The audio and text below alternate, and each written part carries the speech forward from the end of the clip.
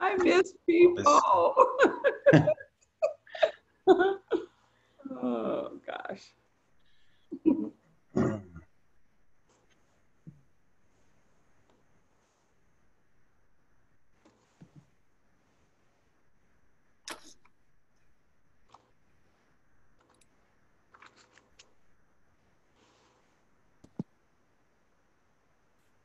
See. Or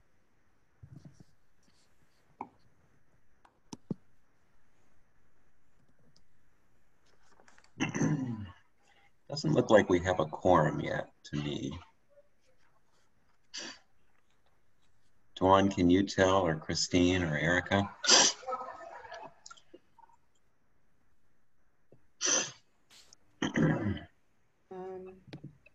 Was Zahira is running 15 minutes late. Herman, it won't be on until about 10. Oh, maybe we do. I think we're getting close. 1, 2.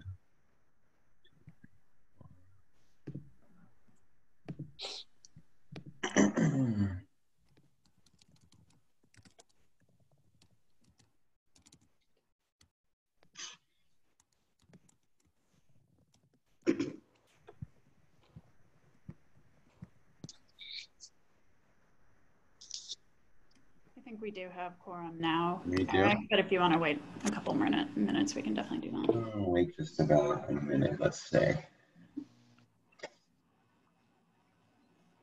We have 4 hours allotted to the meeting. I don't think we'll take that, but you never know.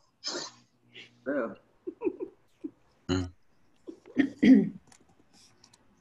Depends how lonely people are and how much you want to talk. That tends to happen. I kid you not. A little embarrassing. Oh, my word.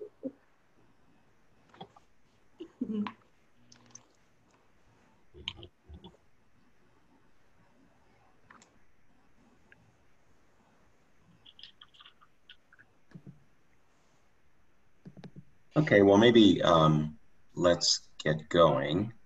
I'm Eric Iskin, the chair of the committee. Welcome, everybody. And I'd like to congratulate the staff on doing a great job working its way through the 100+ applications for IOLTA for 2021. I think we're making great progress, and congratulate the commission. Let me close my door. There's some background noise in my house, sorry.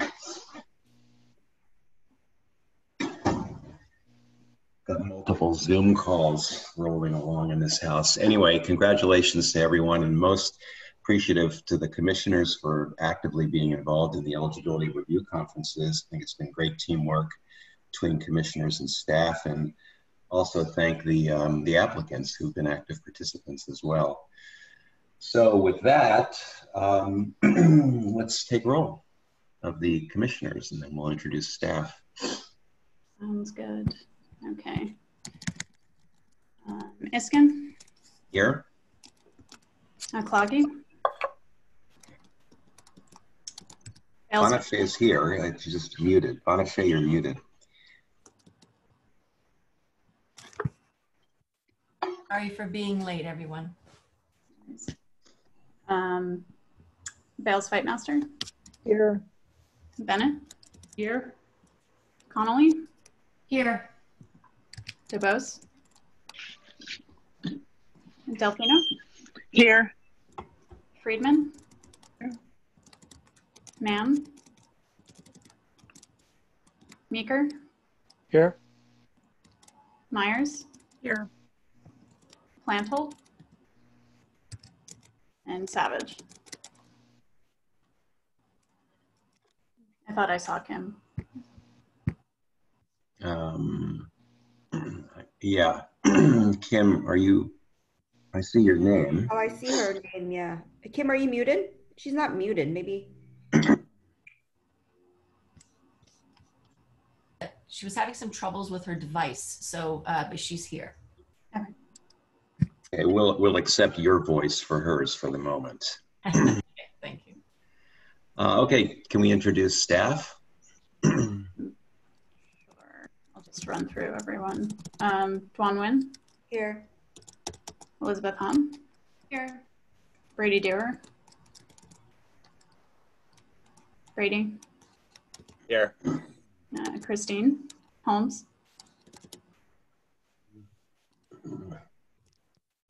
She said here, Erica. And then all liaisons. Selena Copeland. I'm present. Bonnie Huff. Debbie Manning. I thought I saw Bonnie. She's just on mute, but I think she's here.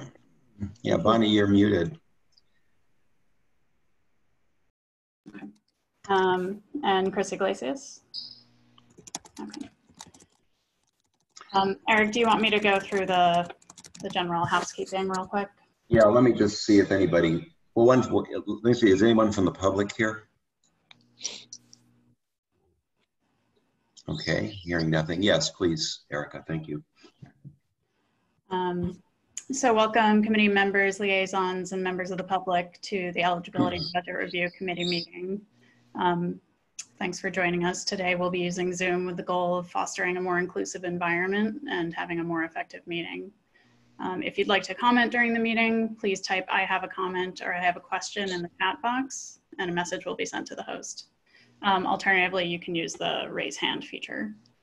In efforts of transparency for all those joining this public meeting, whether by phone or by Zoom, we request that you refrain from having side conversations on the chat about the content of the meeting. The chat feature is utilized simply as a tool for you to virtually indicate that you'd like to speak in order for the chair to facilitate the discussion. Something new that we've been doing for the past few meetings is all Trust Fund Commission and committee meetings will be recorded and posted to the State Bar website.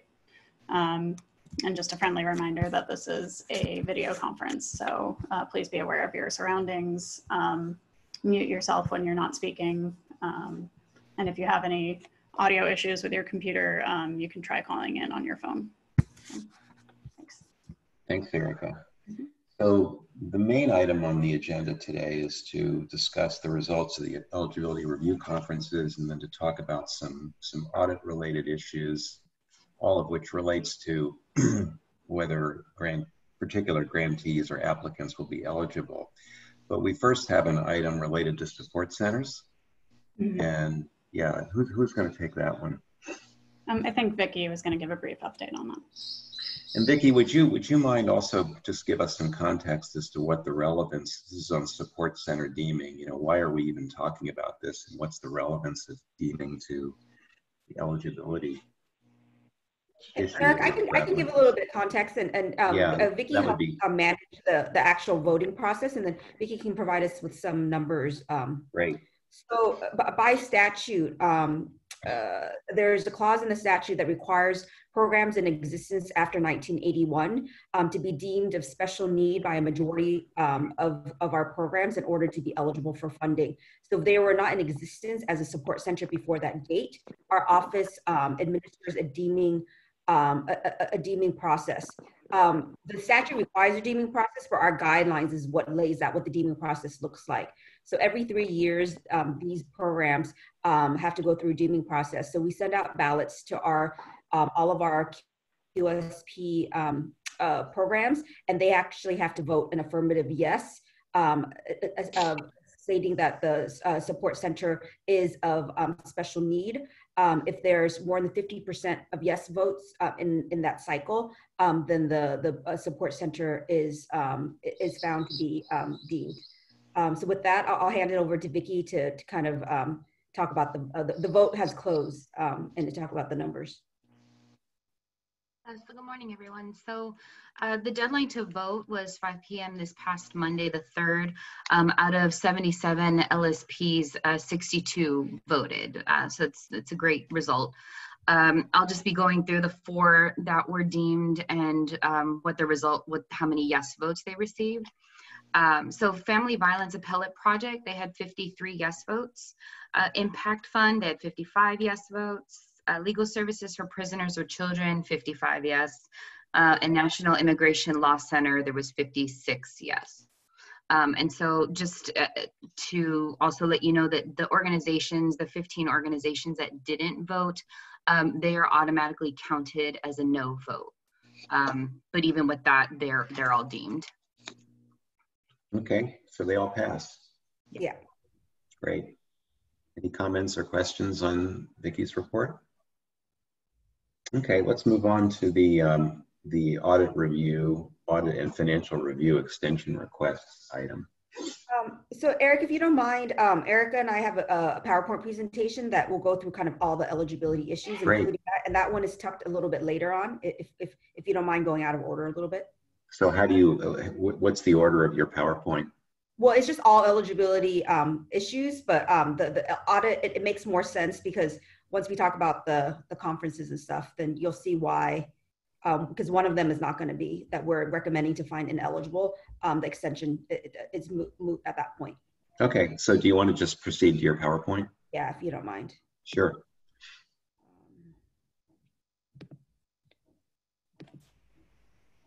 Okay, can you see the PowerPoint? Yes. Okay, great. So Erica, I'm going to run through it, and Erica, I'll run the slides for you, okay? Great, thank you. So what we're going to cover today are the audit requirement as it relates to in-kind donated services, parole work, which was covered in the memo that we sent out, an update on all those eligibility review conferences and recommendations, as well as a recommendation about USC Gould and what it submitted for its audit, some remaining audit and financial review extension requests, Legal Aid Society of San Bernardino's pro bono allocation request, and then some next steps for next week's meeting.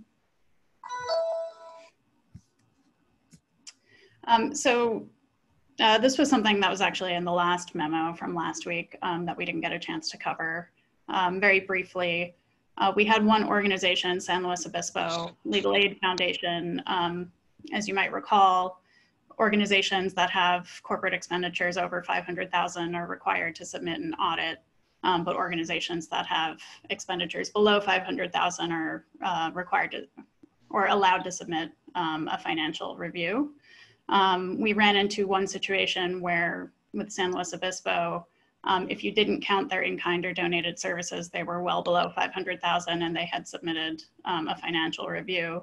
But if you did count the donated services, it put them above that 500,000 threshold.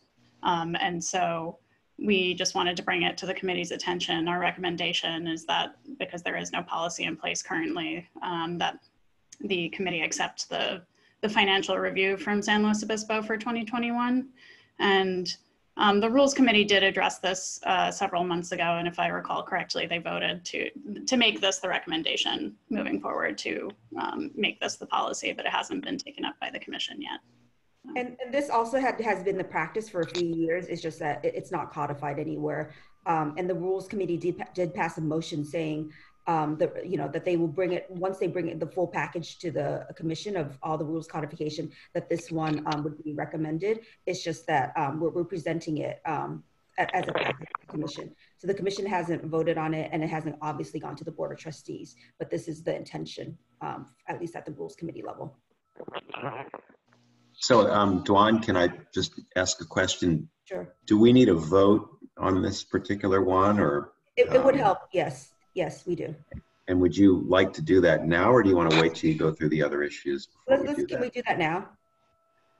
Sure. The motion, which I'll make, I'll struggle to kind of babble it out here, would be to approve the recommendation of staff to accept the review financial statement for this organization. I'll second. Is that Corey? Yes. Thanks. Okay, I'll take roll. Iskin? Yes. Aklagi? Aklagi? Anashay, I think you're on mute.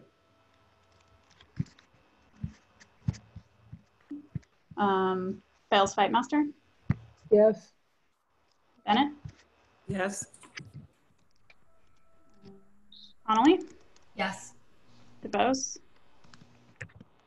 Delfino? Yes. Friedman? Yes. Mann? Meeker? Yes. Myers? Yes. Planthold? Savage? Yes. It it passes. Erica Bonachet dropped off, so I don't think we can count her vote because she didn't. Yeah, no, that's fine. The motion passes. And Erica, just as FYI, Zahira Mann just joined. Great. Okay, Thank you. welcome.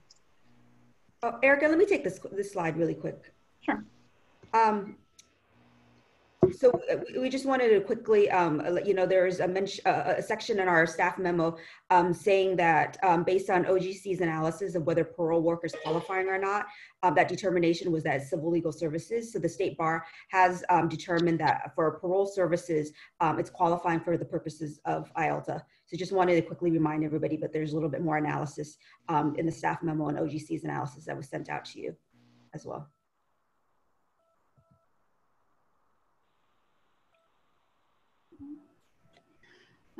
So 6 eligibility review conferences have been held in the past 2 weeks. Community lawyers, East Bay Family Defenders, Housing Rights Center, Kids in Need of Defense, Social Justice Collaborative, and Uncommon Law.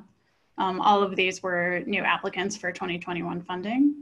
The ones that we will review more in depth and vote on today will be East Bay Family Defenders, Housing Rights Center, and Uncommon Law. And those, the memos for those 3 organizations were attached to the meeting materials. The other 3, community lawyers and Kids in Need of Defense and Social Justice Collaborative, will be voted on at the next meeting once the memoranda are ready for review by the committee. But we'll discuss them today? Yes. Okay. We have presentations from working group members for all of them.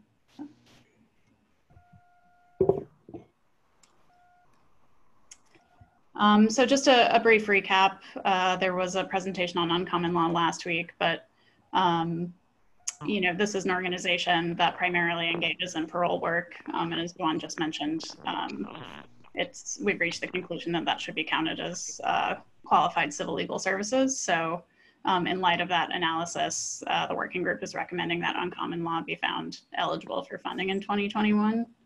And the other issue that was addressed during that eligibility review conference was the wraparound work that Uncommon Law does related to social and ancillary services, such as having social workers on staff.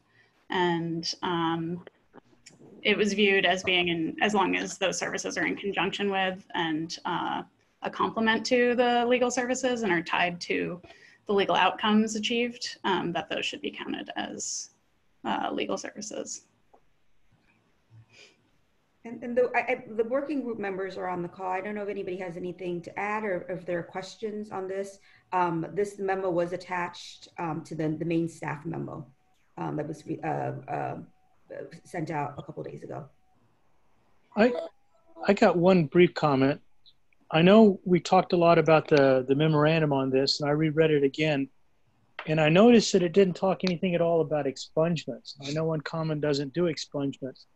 But yeah, at some point, are we going to have the legal analysis? We're actually going to hold off on that analysis, Jim, because it's a little bit more technical than you know, we anticipated. So that'll come before the commission later this year or perhaps beginning of next year. But we'll keep everyone posted. Okay.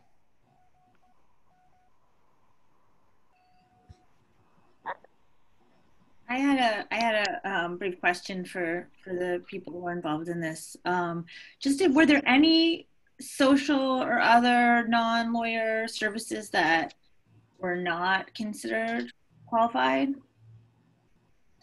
So there are, in some instances, when the social work isn't tied to the legal outcome. So for instance, you know, some programs have in-house social workers, and the client will come and then they'll be provided social work without any legal services.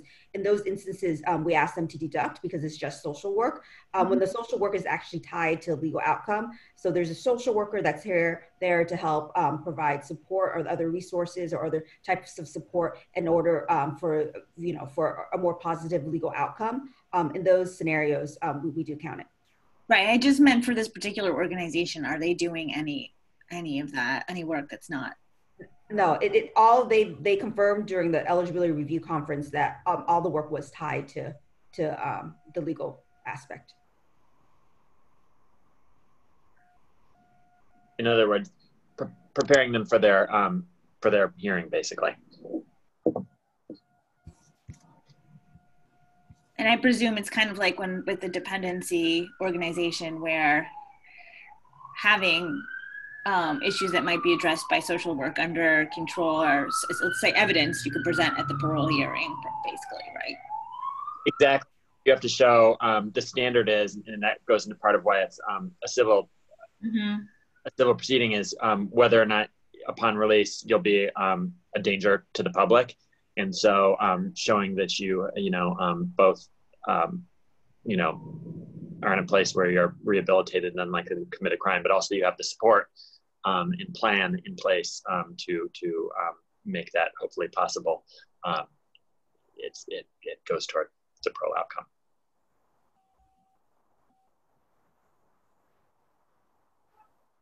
If there are no more questions, can we get a vote on this? And we're trying to get as many things voted on today because next week there's only 2 hours. Eric, you're on mute. What would the vote be to? The vote would be that the committee's recommendation to find them eligible. Oh, okay. So it's uncommon law. Okay. Uncommon law. Yeah. Yeah, I would so move. This is Erica. I can second. Thanks. I'll take roll. Iskin? Yes. Oklagi? Yes. Bales Fightmaster?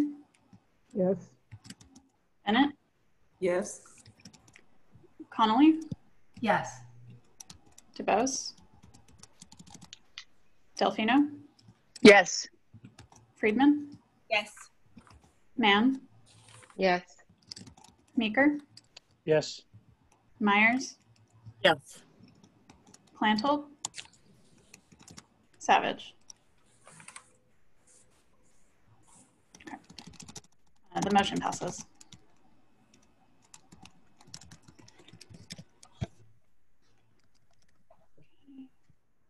And then the other eligibility review conference that was presented at last week's meeting was East Bay Family Defenders. This is an organization that does dependency work in the Bay Area. They only recently, as of July 2020, started income screening and weren't able to generate the necessary numbers to make the appropriate deductions from their qualified expenditures for any clients that might be over income. In light of that, they had tried to use a proxy from another dependency organization, Dependency Advocacy Center in Santa Clara. And they used the proportion of clients that are over income for that organization, which they estimated to be 15%, and applied it to their own expenditures. But that was found to not be an appropriate proxy given the differences between the two counties and agencies. So the working group was recommending finding them ineligible on that basis until they're able to provide more accurate data in the future application. I don't know if anybody from that working group had anything they wanted to add. Oh, I didn't type in the chat. I'm sorry. I agree with I agree with Erica's comments. We did determine the working group that someone else's data was not sufficient to claim as their own. And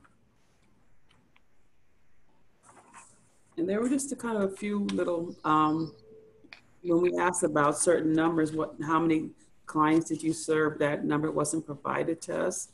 And the bookkeeper accountant was on the call at the time. So we just felt that they weren't prepared this year, and hopefully they will make the necessary corrections and prepare for the next funding phase.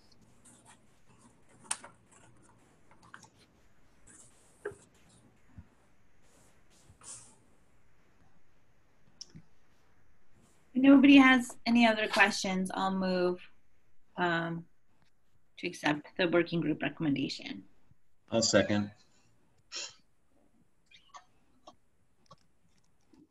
Iskin? Yes. Oklagi? Yes. Bales Fightmaster? Yes. Bennett? Yes. Connolly? Yes. DeBose? Delfino? Yes. Friedman? Yes. Mann? Yes. Meeker? Yes. Myers? Yes. Planthold? And Savage? The motion passes. So the next eligibility review conference that took place was Housing Rights Center. The working group members were Erica Connolly, Bonifay Aklagi, and Herman DeBose. And I believe that Erica is going to present on the issues that came up during the conference and the conclusions reached by the working group. Thanks, Erica. Yeah, so the Housing Rights Center, came in and discussed with us. As you can see from the PowerPoint, they're a new applicant. Their issues are housing discrimination complaint investigations, the landlord-tenant counseling, education outreach, fair housing legal services. Their staff, they told us was about 32. Of that, the legal department, is officially 4 people. Although when we talked to them, they have 8 investigators that look into discrimination housing complaints, and there's some question about whether that work is legal or not. And then they have 7 or 8 counselors that handle incoming phone calls from people who are concerned about housing rights issues. And as we'll discuss, there's some question about whether those qualify as legal services as well. And, they're seeking allocation in LA and Ventura counties. I guess we can move to the next slide. And as you can see, they had their executive director there, their litigation chancellor, their litigation director, Scott Chang, and their finance director, Danny Tala.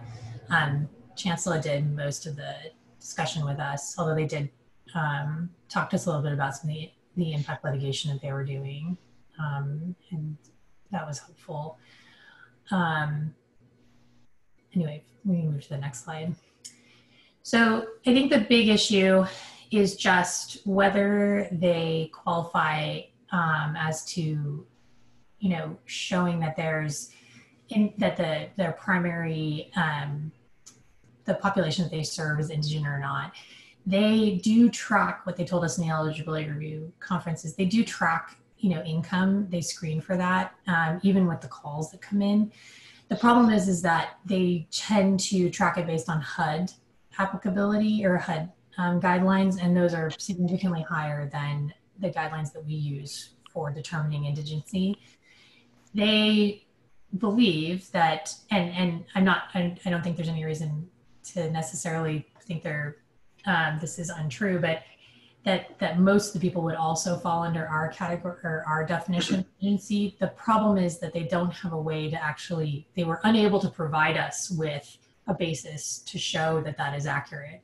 So we, really what this came down to is their application is sort of materially incomplete. So we had given them an extra day after the eligibility review conference to provide us with like a breakdown. Could they show from their database when they income track what percentage of the people that they serve actually fall below our indigency requirements. And they were unable to provide that. But we're hopeful that in the future, they will be able to, now that we've sort of educated them on what is necessary for our process.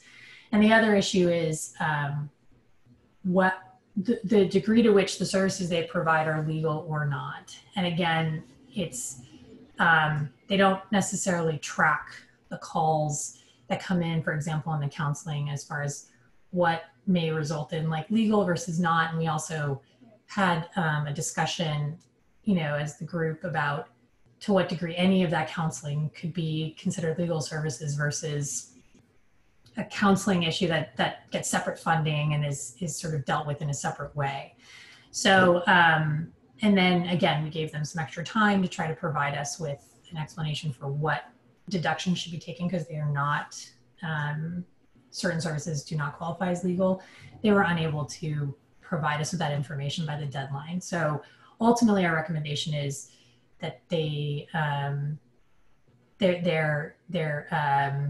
application is materially incomplete because they were unable to provide us with the information that we needed to deal with legal services, or excuse me, indigency and the legal services issue. And that's our recommendation, is to do it more on the incompleteness of the application. But we did explain to them some of our concerns about the other issues, so that going forward, if they decide to apply again, they're prepared. And we've encouraged them to talk and work with staff on, if they decide to apply again, to talk with staff about how to meet these requirements. Erica, Dawn, is there anything I'm missing that you want to make sure is highlighted? I just wanted to add one thing. As a member of the group, the staff had worked pretty consistently with the program. Erica had been in communication with the program on a number of instances in seeking this information. So I think one thing that we should also note is that on the staff side, there was a lot of outreach in attempting to capture the information. So by the time that they came to us at the eligibility review conference, we gave them an additional day to try to get the rest of the information, which was already requested by staff. Yeah, that's a great point, Banashe, and I should have added that as well. Yes, the staff did a great job, working with them and trying to get this information. And, the organization explained, which is, we can somewhat understand that the nature of the services they provide are particularly in demand these days, given a lot of issues involving housing rights and also racial justice requirements. So they're sort of right at the crux of a lot of the current movements that are going on. So, but nevertheless, we needed this information in order to approve their application, and they were unfortunately unable to provide it. And like I said, as Banashe pointed out, Erica did a great job reaching out to them. So really appreciate the efforts by staff to help them.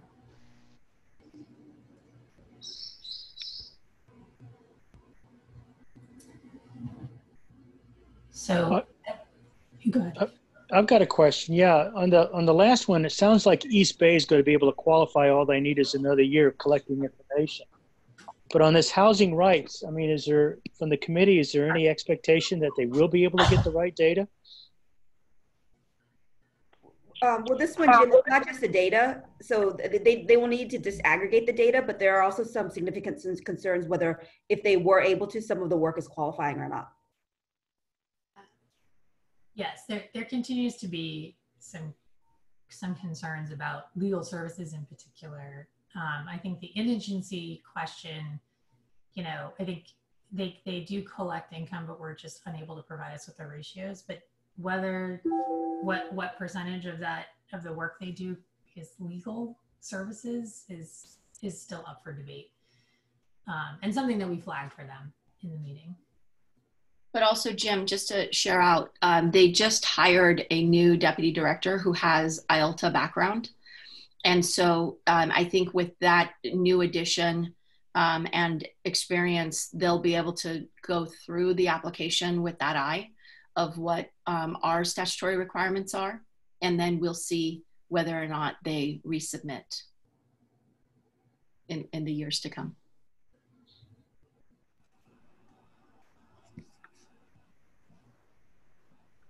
And I guess you guys need a vote on this one? We'd like a vote on this one. Somebody from the working group or anyone else want to make a motion? I'll go ahead and move to accept the recommendations of the working group. I'll second. Thank you. I'll take roll. Iskin? Yes. Loggy? Yes. Ailes Fightmaster? Yes. Bennett? Yes. Connolly? Yes. DeBose? Delfino? Yes. Friedman? Yes. Nan? Abstain. Meeker? Yes. Myers, Yes. Plantle, Savage. Yes. Okay, the motion passes. So the next eligibility review conference that took place was Social Justice Collaborative. The working group members for that one were Louise Bales Fightmaster, Eric Iskin, and James Meeker. And I believe Louise is going to give us a recap and the recommendation from the working group. So for the next three, these are just going to be reports. We're not going to be voting on these right now. That's these are just reports because we don't have the memo finalized. They happened just recently. So they will be posted hopefully by the end of this week for both the committee meeting and the commission meeting. And we'll be voting on the 14th? Yes. Yes. Okay. All right. Louise, you want to go ahead? Yeah, so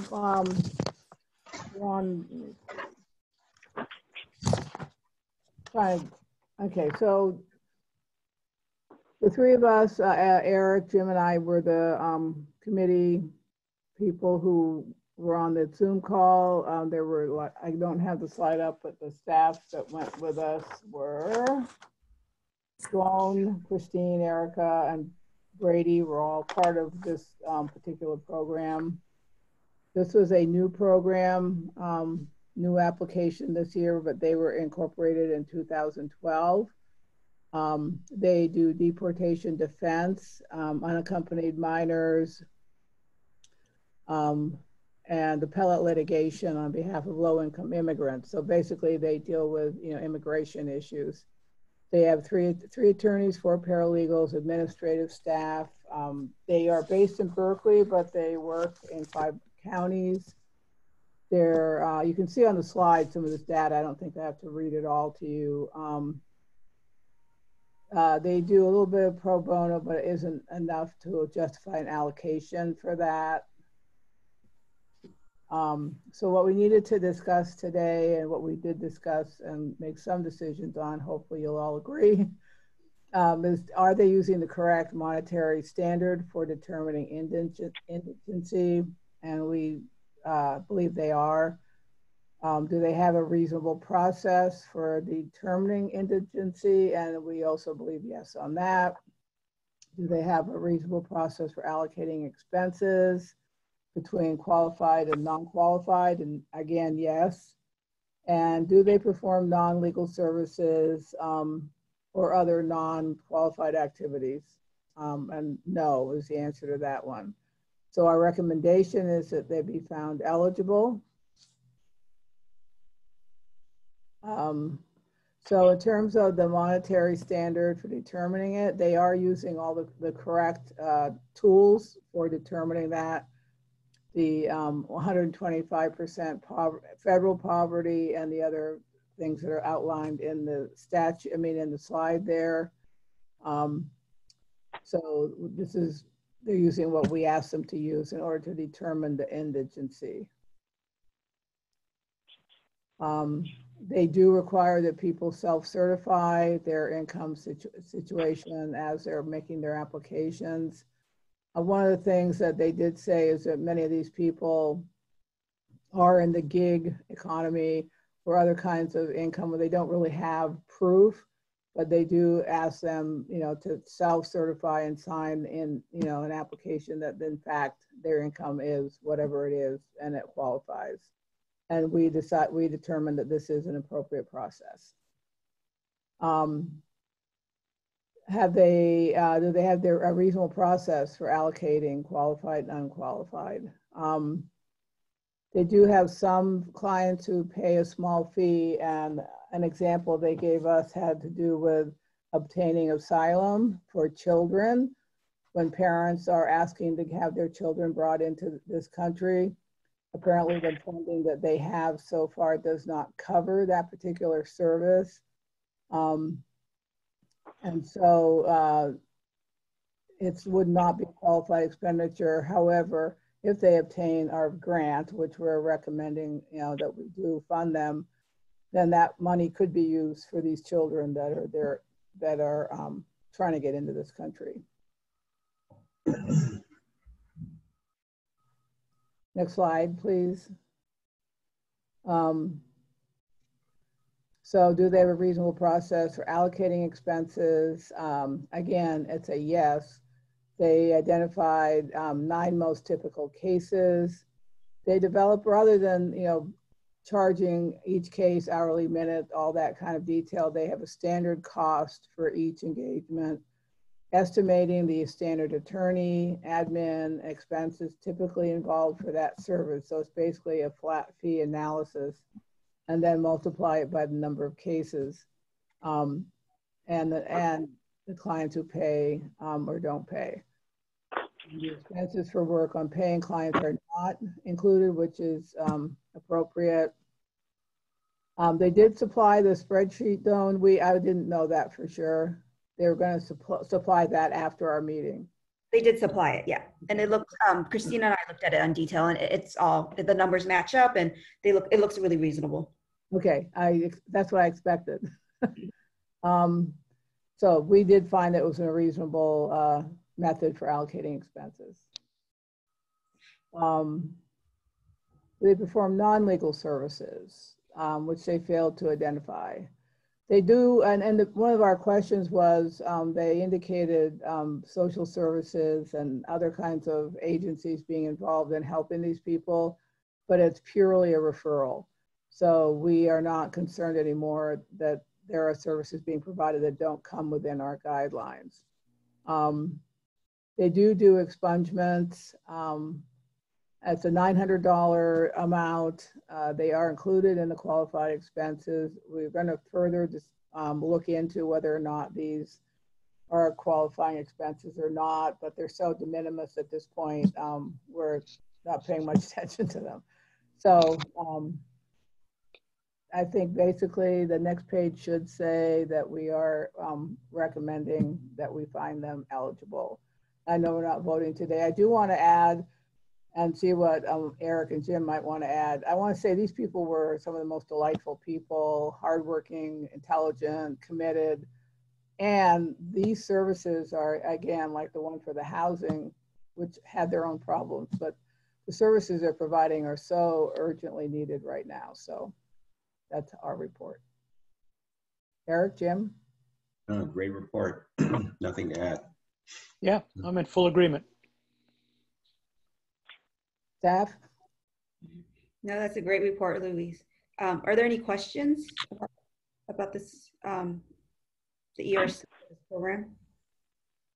Well, I had a minor question. I don't know if you guys have figured it out yet, but if they are deemed as qualified, do we have any idea what the grant would be? We don't know anybody's grant right now, Jim, because it's a formula, and so we wait until we firm up eligibility, and then we put it into our grants making database, Smart Simple, runs the formula, and then we check it manually. There's some things that we do to check it, so wouldn't know.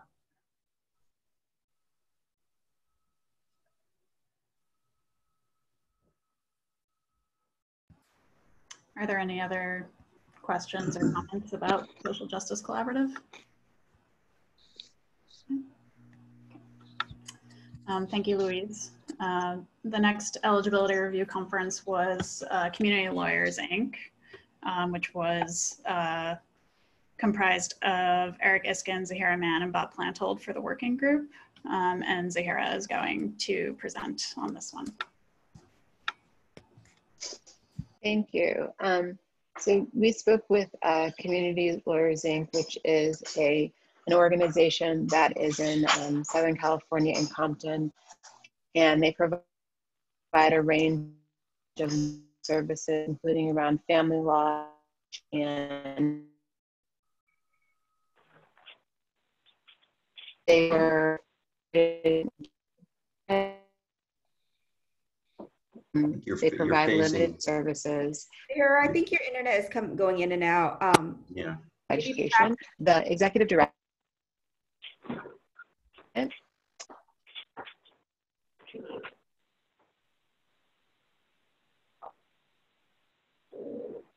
I can't hear anything. Yeah, I can't either. I think she's disconnected. I don't see her as a panelist anymore. No, I see her. I just can't hear her. Oh, I think there she disconnected now. Do you want to, would it make sense while Zahira is trying to reconnect to skip down to the next one and then jump back to this? Sure. It looks like she's back. Is she back? Zahira, are you back? I am back. Okay.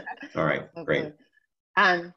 So the executive director position is vacant. There's a program coordinator who's not an attorney, who is otherwise working on some of the issues. It's based in Compton, as I shared, and the reported expenditures, the total is $166,000. And then the qualified portion percent of the total.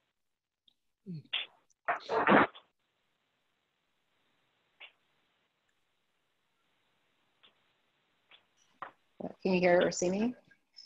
I can see you, but your internet's going in and out on the audio. Maybe if you shut off your video, that sometimes works for me. If you do your video off here, that might help with the sound.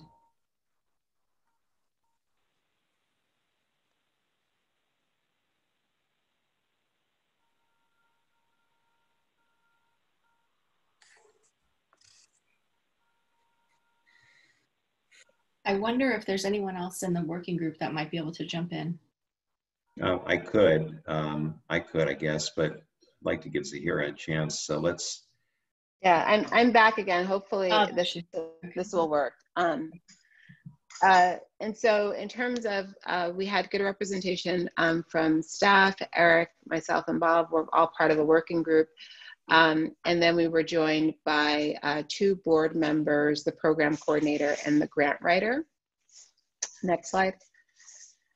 The main issue that is the focus of this is, as part of the application, whether or not the agency submitted a complete application, including the required financial review conducted by an independent certified public accountant. And the answer to that is no, they did not do that. And the organization has a good understanding of the fact that it didn't do that. They tried to, once it became very clear to them that they needed to do that, and that what they had submitted was really just information from their bookkeeper. They looked for someone who could do this review for them, and they were unable to find someone. And so in the future, when they come back, if they're not eligible this time, then that's something that they will work on earlier in the process to ensure that they can find someone who will do the review for them. The next issue, which is an issue that we've touched on, and in the future we need to dive in a little bit more into this, but right now they weren't doing it at all, is that currently clients complete a paper intake form, but they didn't aggregate the data to determine the expenses for clients who are indigent as defined by IOL.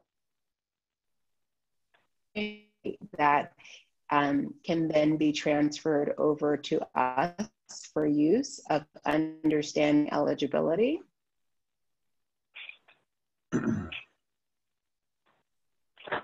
In terms of the eligibility. The third issue had to do with charging clients. There's a suggested donation that the organization has. That suggested donation is one that has very specific numbers associated with it. So there's one for just a consultation, and then I think for paperwork, there's a higher number that they're charging. And then it's for a limited scope representation. If people want to do things outside of that, then one of the other issues that we raise, we'll get to that in terms of some of the concerns around that. But this issue here is one about charging clients, and that it's above the amount to recoup whatever administrative expenses are associated with the work. The fourth issue is the eligibility issue related to proper supervision. So currently there aren't any staff members who are attorneys. at least as we understood it. So the executive director role is currently vacant. The program manager is helping to assist with some facilitation related to legal services, but is not an attorney. The previous interim executive director was someone who was on the board, stepped off the board to fill the executive director role, and has since left the organization. And the last piece is that this organization, their board seems to function very much like a working board, where their board members are very integrated in terms of the work of the organization. One of the things that their board members are doing is that one board member is providing pro bono support to the organization's clients in her personal capacity. So she runs a family law clinic, I believe. And as part of doing that, is doing that kind of in her own name. And so even the malpractice insurance isn't the insurance that's connected to the organization, it's the insurance that's connected to her as the individual. And that if then people want to engage in an expanded scope of representation outside of the limited scope as part of the contract with the organization, then they would need to separately hire her or another attorney in order to engage in expanded scope. And so the concern here is there's the supervision issue, but then and the issue in terms of how the board members are engaged, but then the last piece being an issue around conflicts is really understanding how the organization kind of interprets and understands their conflict of interest when board members could be potentially engaged in something that results in financial compensation to the board members and a financial benefit to the board members as a result of their connection with the organization. So the overall recommendation is that they be found ineligible for failing to meet the threshold requirement of submitting a financial review conducted by an independent certified public accountant. The other eligibility issues are of concern, so we wanted to make sure to note them because if the organization does return, returning with just the financial review would be one piece of it, but there would still be these other issues that we would need to dive into, including those issues related to being able to understand and screen for incapability, issue in terms of charging the clients, and then also the issue related to supervision and the work that's happening with some of the board members. Thank you. Oh, thank you, Zahira. I mean, I would add one thing, it's a great report. So this organization also applied last year and was found ineligible for the same reason that we're highlighting here, that last year they also failed to submit a complete appropriate financial review. They submitted, like they did this year, a statement prepared by a bookkeeper. Actually, last year they did have an accountant's letter that accompanied the internal financial statement, but it was not in the form of a financial review. This year they had even less than that. They just had a bookkeeper's statement with no accompanying accountant letter. So yeah, we recommend that they be found ineligible, and hopefully they'll get their act together when they, hopefully they'll find an ED and, you know, get their act together and figure some of these things out.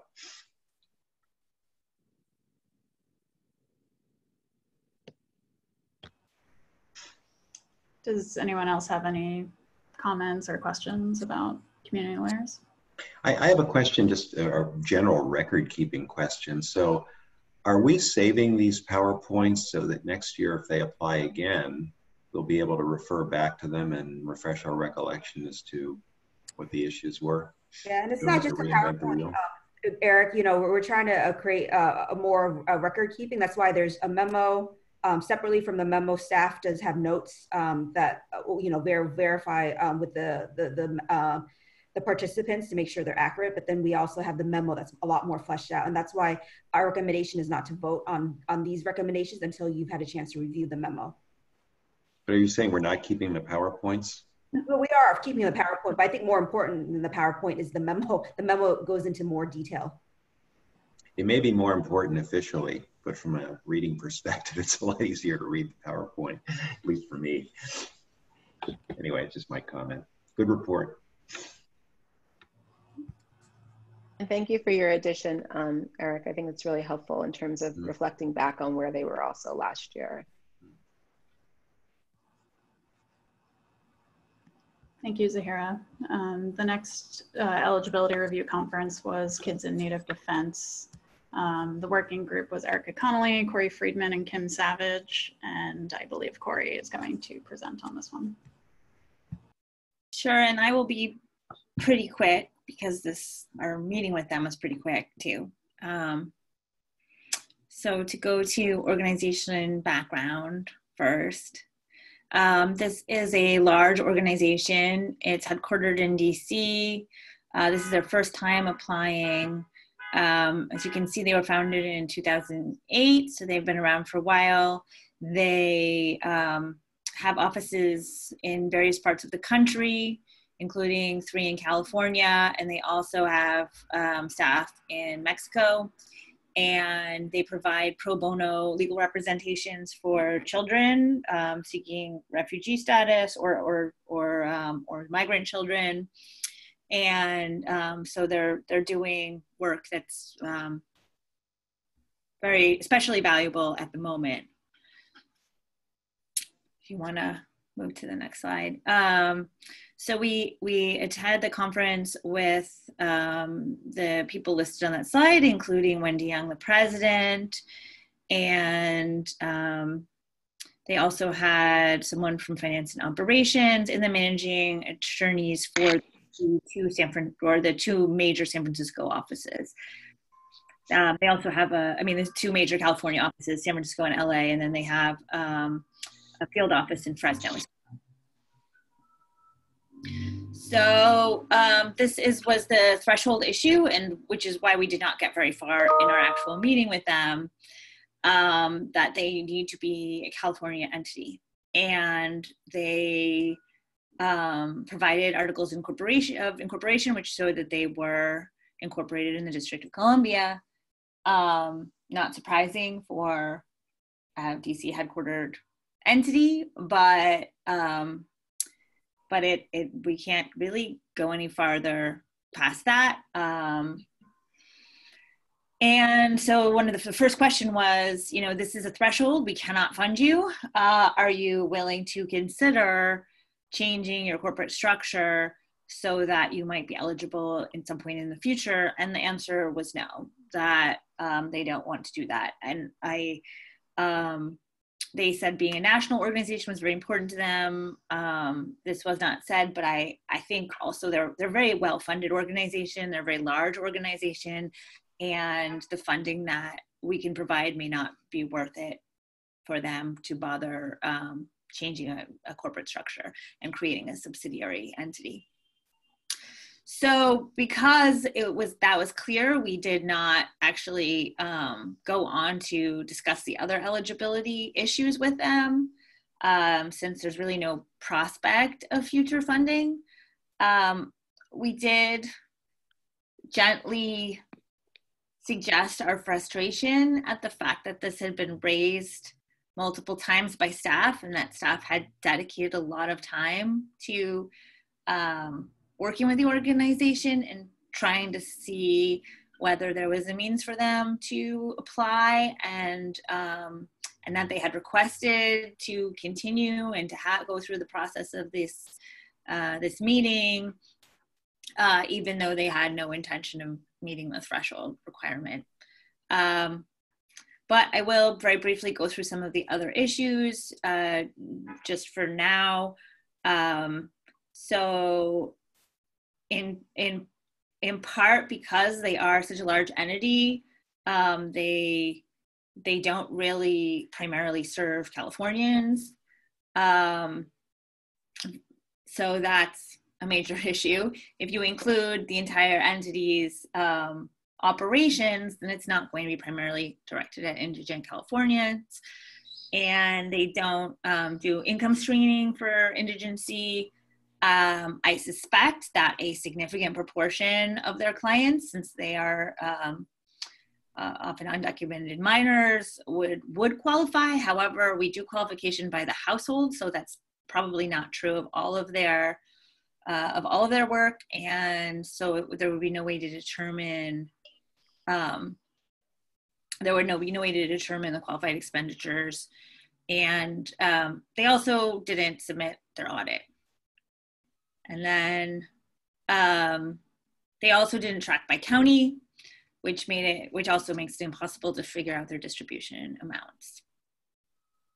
And so the working group recommended that they be found ineligible. Yeah. And hopefully, if they do apply next time and there are still these same kind of fundamental issues, that they will not pursue the application to the very end.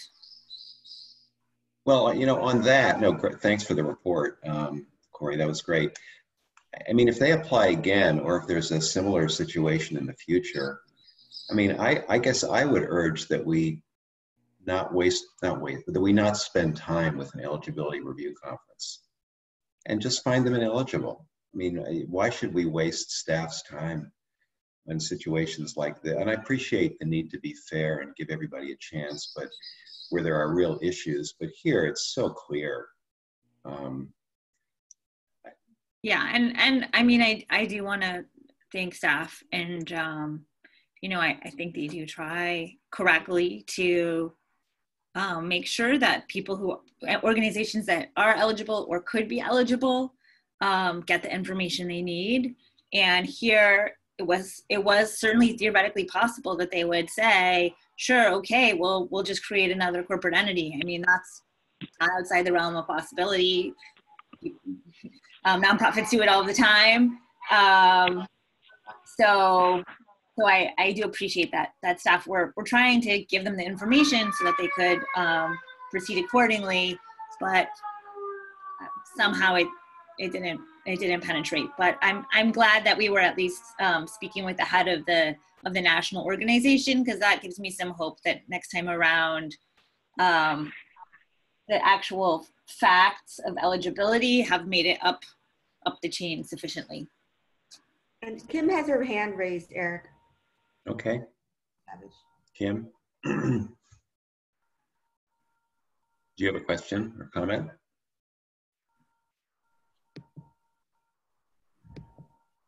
Okay, maybe not. Pamela also had a yeah, comment. I see that. Pamela, do you want to make a comment? Just that my question was going to be, how are they going to only track California expenses?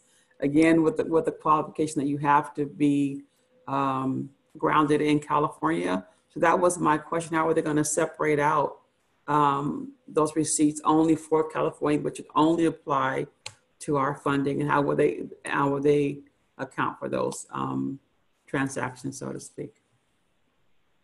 But we're not there. Yeah. Yeah, they can't. I mean, they're not. Yeah. I mean, they couldn't pull out California. They can pull out expenses in California because they did have information about their offices, they said, during the process, I believe, but in fact, they didn't submit an audit, so. You don't know for sure. Yeah. Bonifay also had a comment. Yeah, Bonifay, go ahead. I'll wait after Kim. I think Kim had a, she was in line first.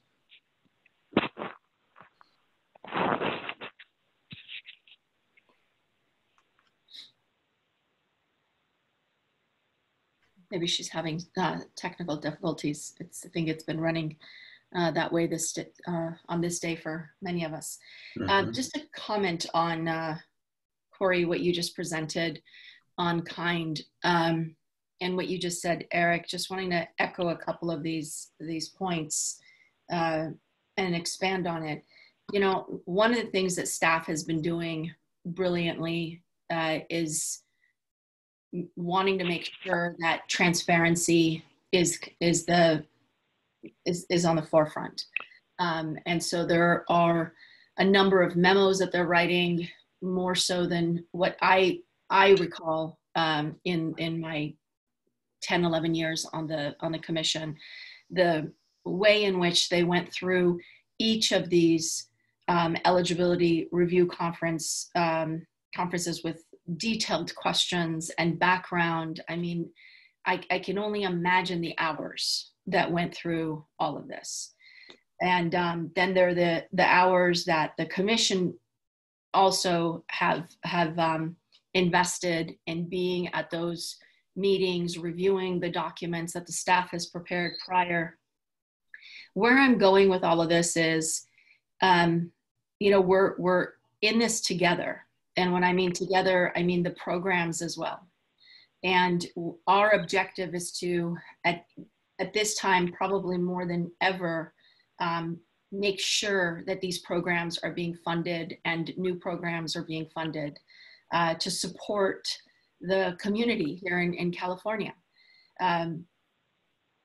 But I can attest to the emails and the text messages that I'm getting at the late hours or wee hours of the morning from staff, that they're working probably even, it's beyond overtime. I don't even know where this would be at this point. It's double time. And then of course the commission as well. So I think if we can send a note, a kind note, a message to the programs, please work with us and work with the staff. When you know that you don't have all of the elements statutorily before you to be able to move forward, please think twice, 3 times before pursuing. I mean, I think kind exemplifies this. So just as a note, friendly note for everyone's sake, we're going to be going to even lifting even heavier weights as we're going forward for the rest of this year and into next year and potentially beyond. So it would be good for us all to work together. Thanks, Banashe. Zahira, Erica and Zahira have comments. So start with Erica, then go to Zahira. Yeah, I just wanted to sort of, because I was also in the committee meeting and probably did most of the admonishment of them. I will just note, they did apologize. Their head did apologize for, you know, we did highlight that this was a very publicly available threshold issue, and there was a lot of time. It's a very busy time right now, and they did acknowledge that. One other thing, and I think this is something that Eric and Banashe sort of echoed, and we discussed a little bit as a working group, is to what extent can we as commission members, you know, if the message needs to be delivered from us versus from staff, is there a way that we can intervene at an earlier point? So we, you know, to Banashe's point, yes, it's good for the message to be to programs, but if there's a way that we can be more efficient and step in earlier, and I'm not sure that that's practical, you know, staff definitely had some concerns about that, but I wanted to say, like, I'm willing to jump on earlier calls, you know, to deliver, to be not bad cop, but like to deliver the seriousness of certain issues if necessary, to try to, you know, be more efficient in this process if necessary. Thanks, great idea, good point. Zahira? Yes, thank you.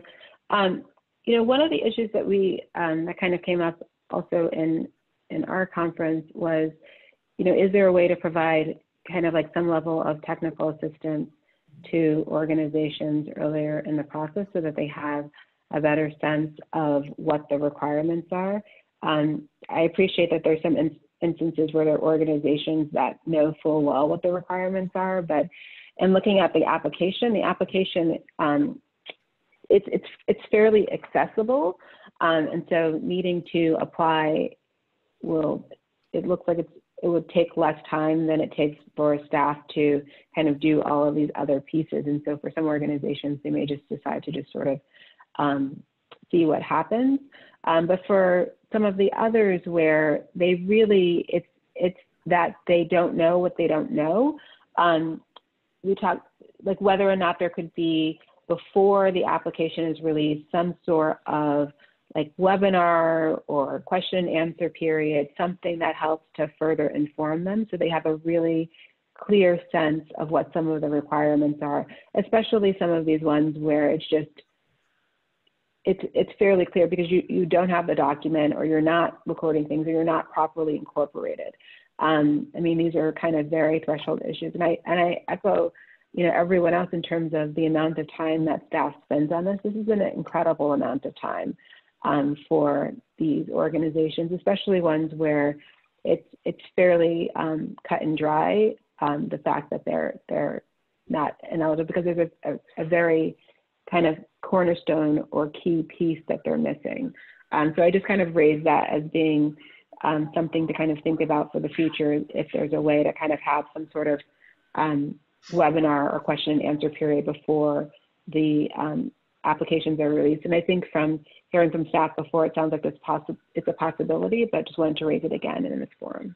Yeah, I mean, we can certainly have a webinar, but I have to be honest with you. I personally am the person that whenever there's a new applicant that comes in, schedules a half an hour, in some instances with several calls before they even submitted an application, and under very clear terms said that the staff recommendation would be to not find them eligible, but they wanted to go through the process. So I think that may help us, but it's not going to solve the issue, because they were, it was, I don't know how much more clear I could have been without providing a determination.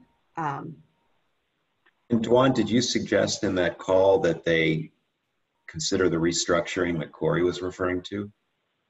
No, I said there's no, I pretty much said to them, there's no way you could qualify given that you have 2 California offices, and I believe it was 7 to 8 other offices. And, I was really trying to work with them. We went through how many attorneys do you have in each offices? Is there a possibility maybe you have, maybe you have 8 offices, but your 2 California offices are more heavily staffed, and those are just satellite. No, we went through, and to me, there was no way that they could qualify, but they wanted to go through the process. And so, as staff, we don't have authority to say definitively that you wouldn't qualify. I told them that was the staff assessment. Yeah, and I will also add, it's part of the declaration you sign. I mean, they submitted a declaration saying they are a California corporation. So. Yeah, and so when they submitted the declaration, they have to upload documentation saying that they were incorporated in California, and they submitted documentation saying they were incorporated in the District of California. And the staff member that worked on this followed up many times to say, do you have it? Are we missing something where you're incorporated in 2 places? Like, it was non-responsive. Honestly, the president who came didn't know she had to come, and I had to intervene very close to the date of the eligibility review conference and said, you have to have your executive director, your president, or somebody akin to that. It wasn't enough to have your California field office representatives come. So I think there was a disconnect, and I think it was obvious by her apologies. But I do think this is probably an unusual circumstance. I would hope so. I think probably most applicants do benefit from that initial call and say, oh, okay, I'm not eligible. I won't do it. And also it seems like every year there are some people that begin the process and then decide, this isn't really for us, and withdraw. Right. There are also a lot of people that, as we've seen, like repeat applicants, and for the same reason are not found eligible again. So, but I do think Zahiro's recommendation of having a webinar, we'll certainly build that in. We do have a pretty detailed on our website what the high level eligibility review requirements are. That's been vetted by OGC. We send them everything beforehand. And like I said, I'm the one that's personally in the office responsible for talking to new applicants. So there's a lot of technical assistance that's provided. We do have a comment from Kim to everybody. I don't know whether everybody's looking at their chat. Kim, is your audio connected? Do you want to make your comment publicly? Otherwise, people can read the chat. Basically, her opinion is that staff does spend sufficient time with programs already. Eric, this is Bob. Mm-hmm. Go ahead, Bob. I want to go with something I was saying yesterday and some previous times. I think maybe within the commission's rules or guidelines, we ought to establish something for staff. So staff, when they get some of these applications, can say, you do not qualify.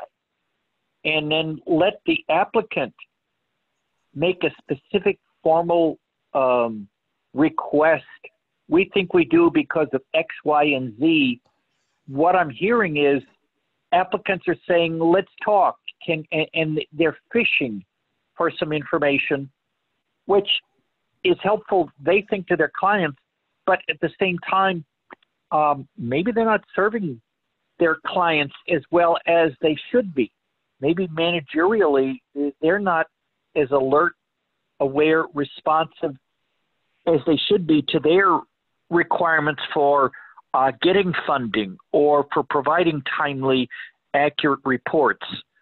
And staff have bent over backwards in pretzel-like form sometimes to listen to and talk at length to people, when I think sometimes people, out of their zeal, out of their commitment, are unwilling to accept that you don't qualify. We need to give staff some, I will say, better framework for them to be able to say no, so that nobody can say staff arbitrarily disqualified group X or ignored group Y.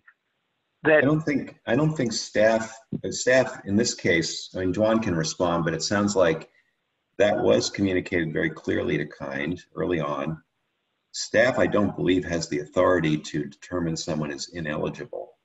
I think that has to go to I'm talking to the committee. Okay, you know, you could say deemed ineligible or seems ineligible, and I'm applying it not just to Kind, but to the agency we talked to yesterday in a different review conference. This is a situation with more than one agency where they keep coming back to staff again and again and again, I think. So staff don't have the authority. At least they ought to be able to say with some firmness, we can't see how you qualify. And again, that's a broad phrasing that staff need to be able to give a more firm. We have said that. I said that to them. Okay. Okay. Yeah, I may be I'm sorry. Sorry, I didn't mean to interrupt, Bob. Go ahead. I think I may be able to assuage some of the concerns, at least with this particular program. But if you want to finish, please go ahead. Well, it's just, again, this one program isn't the totality of the problems, I think, of staff being overburdened by people who are maybe not reading carefully or not responding carefully to the form, the guidelines, the requested or needed information. You know, it's more than Kind. Okay, that's it for now. Bob, I'm just going to jump in really quickly. Kim Savage is texting me. She's muted. I don't know if there's someone that could unmute her from staff side. *6. But she also wanted me to read some of the comments. Eric, you'd begun the process. She also said, I hope the staff will feel comfortable bringing the commission to the commission earlier on when a threshold statutory requirement cannot be met. It's very similar to what Erica was speaking to and some of what Zahira was speaking to. But if there's something that could be done to support Kim. Good. Can I respond to that quickly?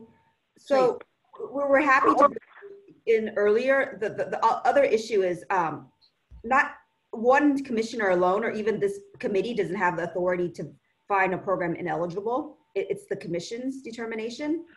Right. So, you know, it's a little bit tricky. You may want to vest this body with more authority or staff with some more discretion, but that would need to go through rules codification. I think, you know, going down the path of having a commissioner give a determination, and I don't know if that's what you're suggesting, but we can certainly pull you in earlier to communicate. I do think that, you know, sitting in on these eligibility review conferences, hearing it from the commissioner is a little bit in terms of we don't think you would qualify. I think goes a longer way, because everything that you were asked that we have been asking these programs in the eligibility review conference, staff has tried to ask these programs the same day. It has been non-responsive in many cases. They don't respond to us the way they respond to you, is the truth. So one thing I just wanted to add about this particular program, because I had said that we didn't discuss those eligibility issues, they are going to be in the letter that staff sends to them. So if they do reply, hopefully we can, you know, shortcut through some of those if they still haven't, still aren't accounting for instance, income eligibility or county by county. Thank you, Corey. Are there any other comments that we've missed here in the chat room people want to make? Zahira looks like she has a comment to make. Thank you. You know, I think kind of echoing what Bob was sharing, and also picking up on what like Duan was sharing.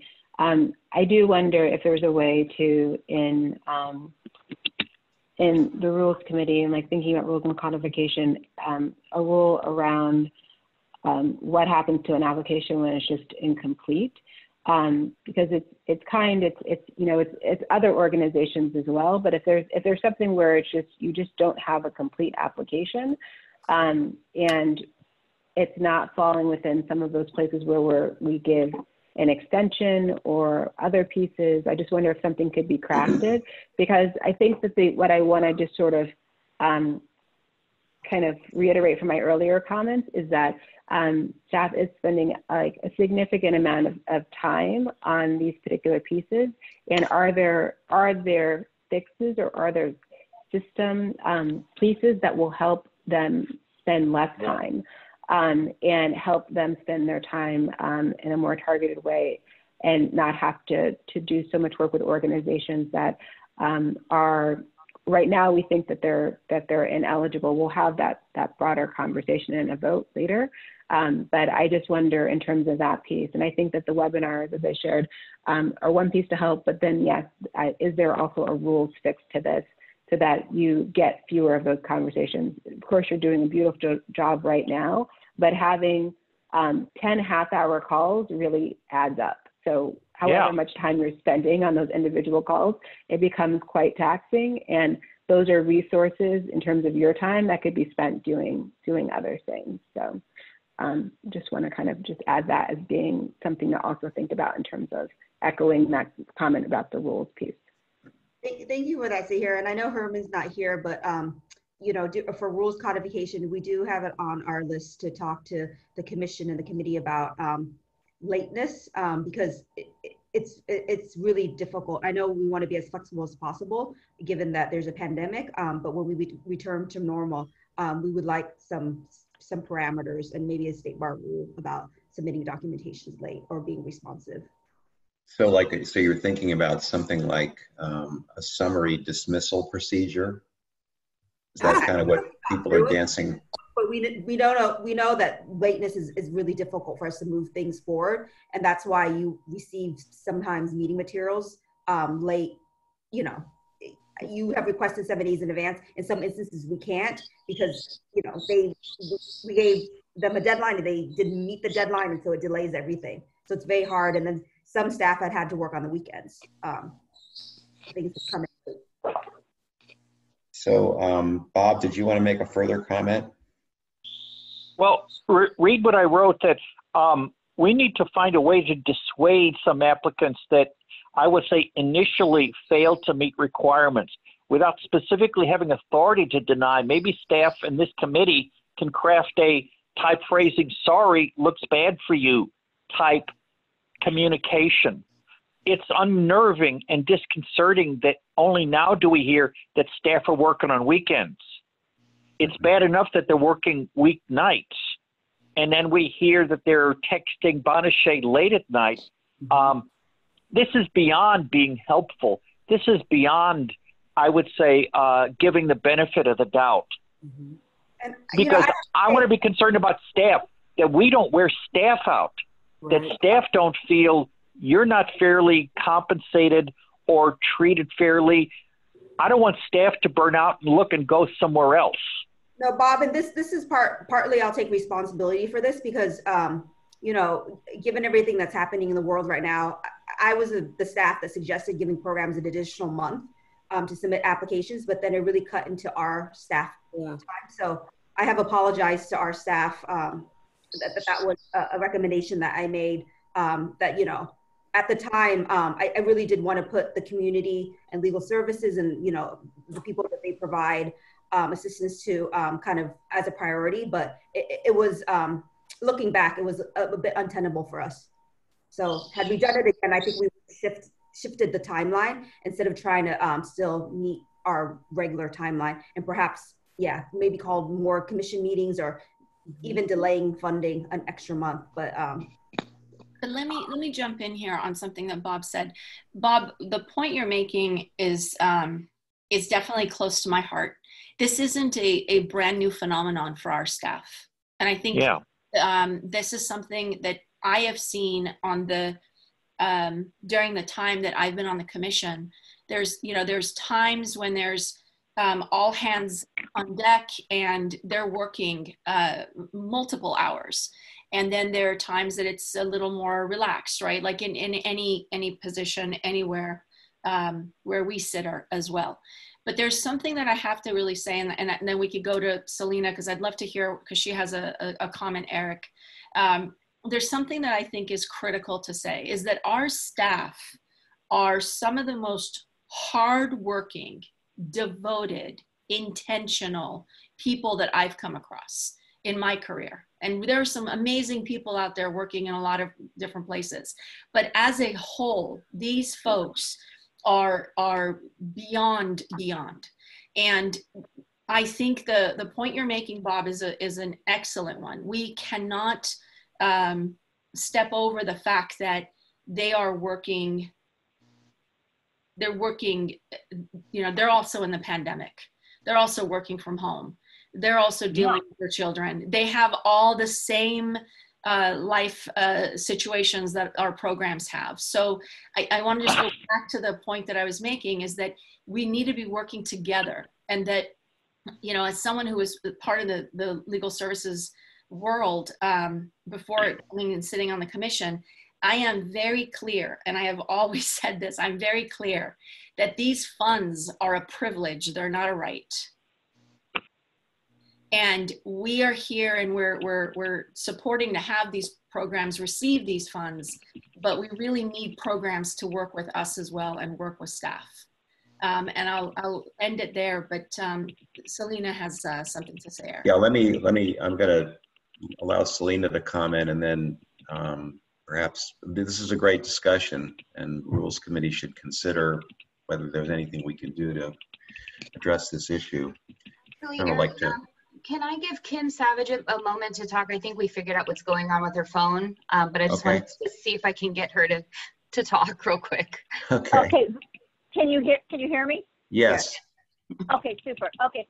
So, I mean, thank you, Vicki. So, I mean, my concerns have been expressed in my comments, and I think really we've heard them over and over again. I think that, you know, a lot of these are case by case, but where we have a bright line initially, kind is the example of that. They didn't meet the statutory requirements.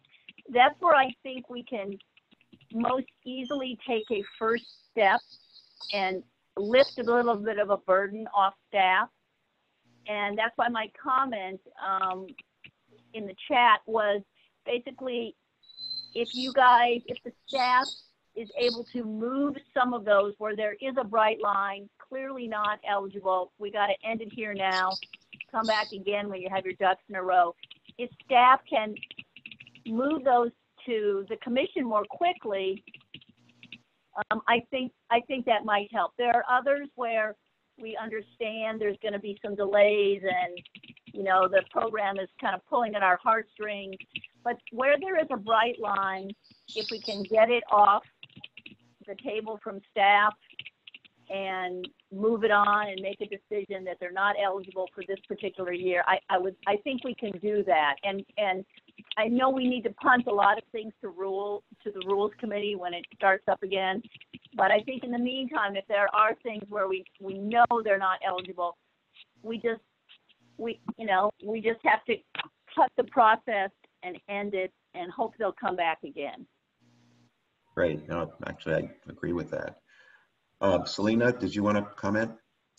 Yes, and I'm in full agreement with what the commissioners have said so far, and just wanted to add that, like Banisha, I think that the State Bar staff is some of the hardest working staff that I've ever encountered in legal services. And I think that what is really clear here is that they've really bent over backwards in order to be able to accommodate organizations that they know are in crisis and serving clients in crisis.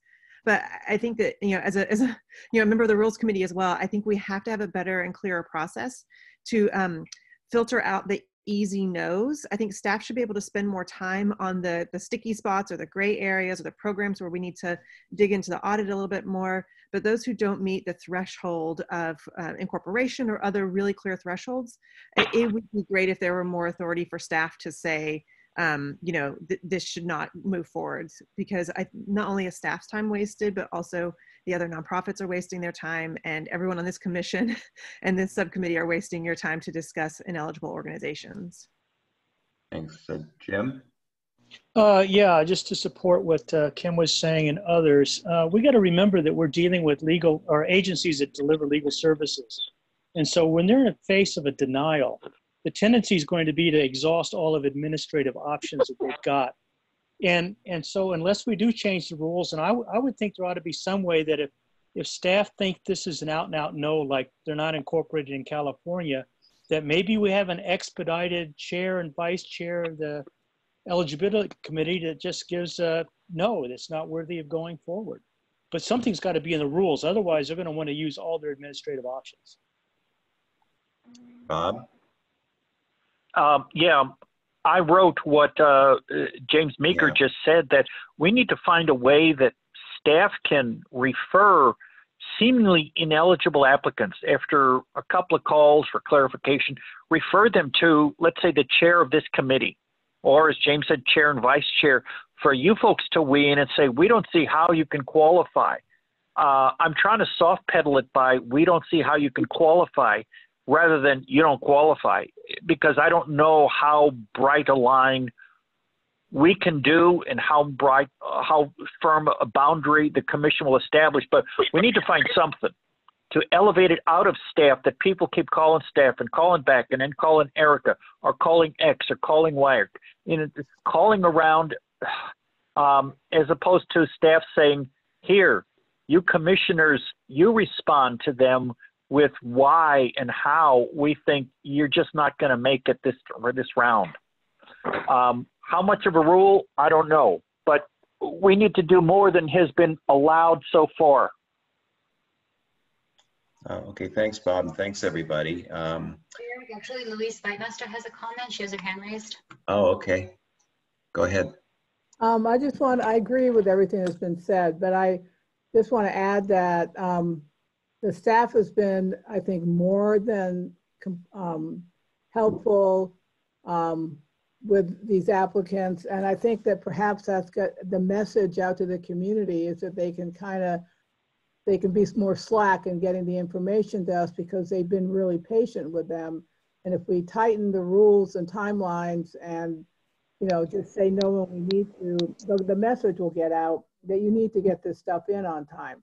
Because, they keep getting extensions and whatever. I understand the motive is good. We want to help these people. We want to fund. But I think the culture and the community is, well, we can do this. They'll give us an extension. They will accommodate us.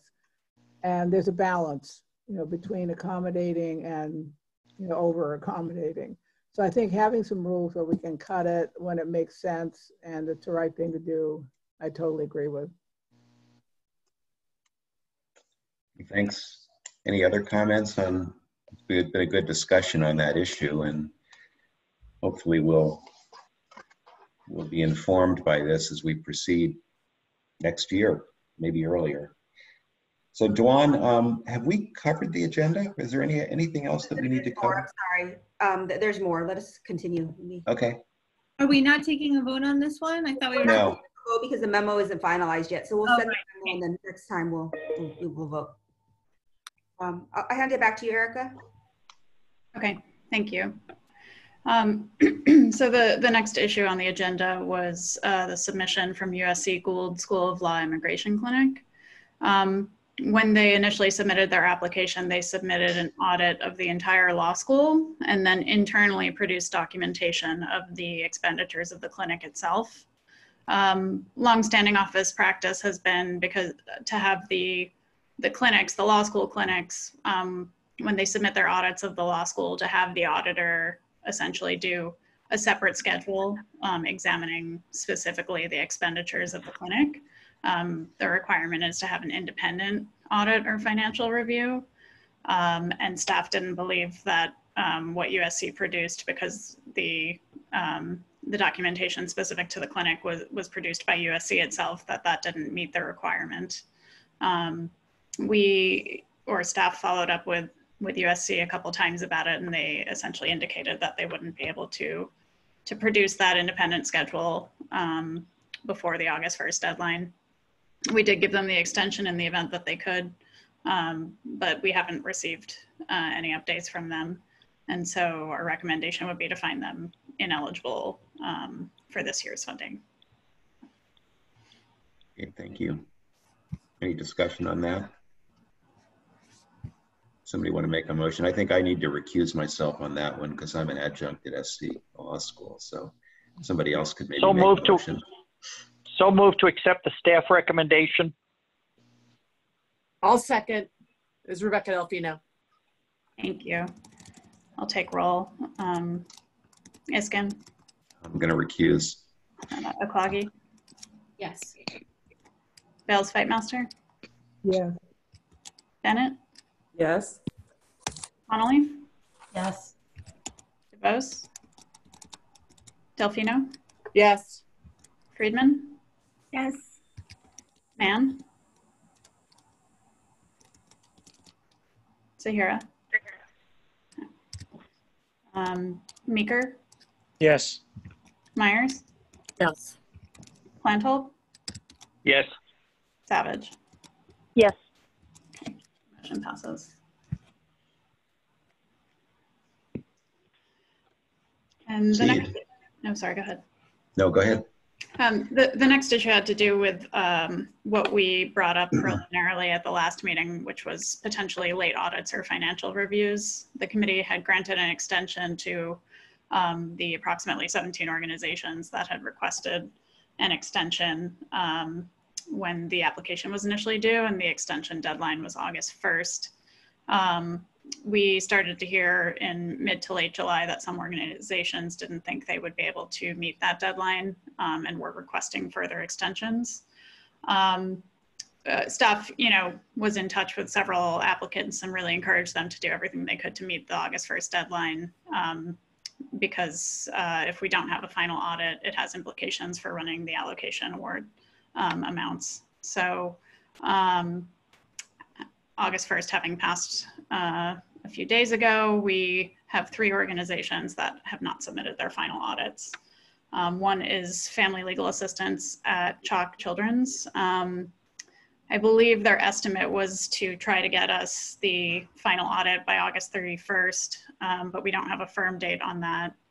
The second one was Kids in Need of Defense, which, as you know, the working group is recommending as ineligible anyway, and so is potentially a moot point. And then the last one was Neighborhood Legal Services, and they have indicated that they can get us a final audit by August 31st and have provided draft numbers that they say they're confident are going to match the final audit.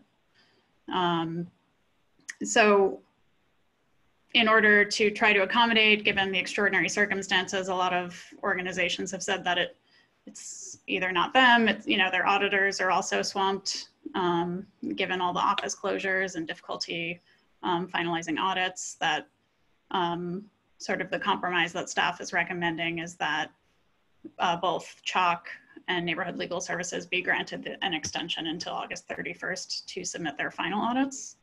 And then, you know, if the audit indicates that their expenditures were lower, then the tentative grant allocation will be reduced accordingly.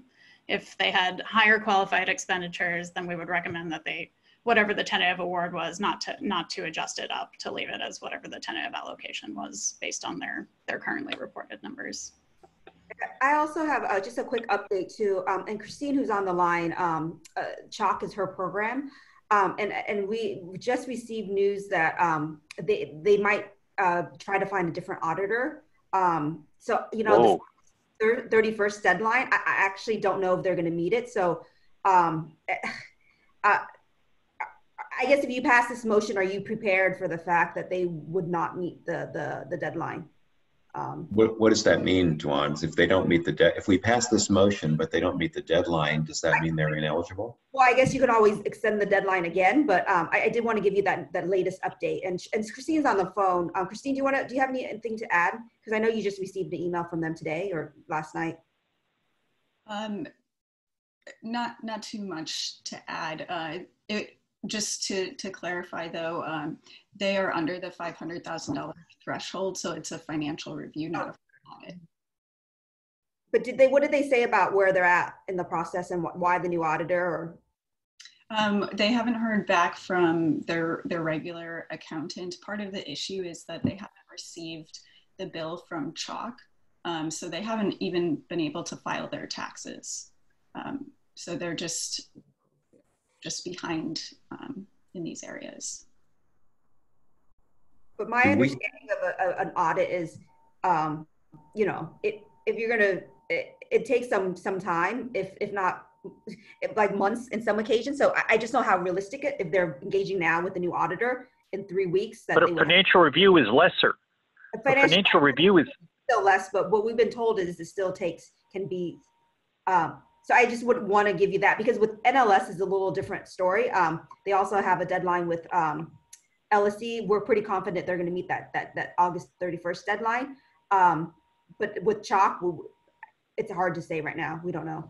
Is it possible to, I mean, CHOC is a little troubling. Is it possible to defer that discussion until our August 14th meeting, or do you need a decision on that today?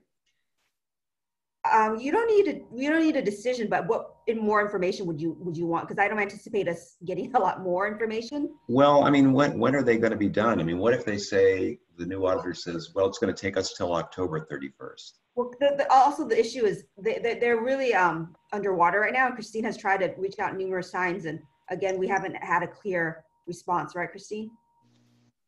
Yeah, as far as giving clear dates and where they have been in the process, it hasn't been very, yeah, they just haven't been, I don't think they have firm information to share with us. And this is also another example of what we just talked about.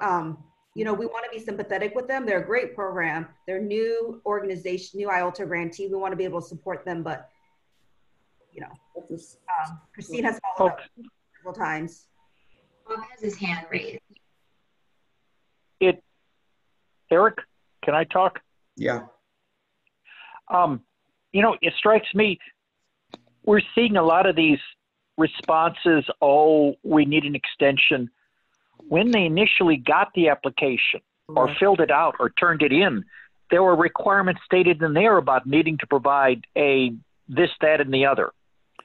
And if they're only now getting around to, well, our accountant is busy, you know, here again, they're not paying attention to the requirements of the application or of their internal workings. If they've got an accountant who is under-responsive because businesses are closing out, why didn't they go find somebody else or put out the word? Why didn't they tell us earlier instead of, you know, like getting extension on your homework because, you know, whatever happened?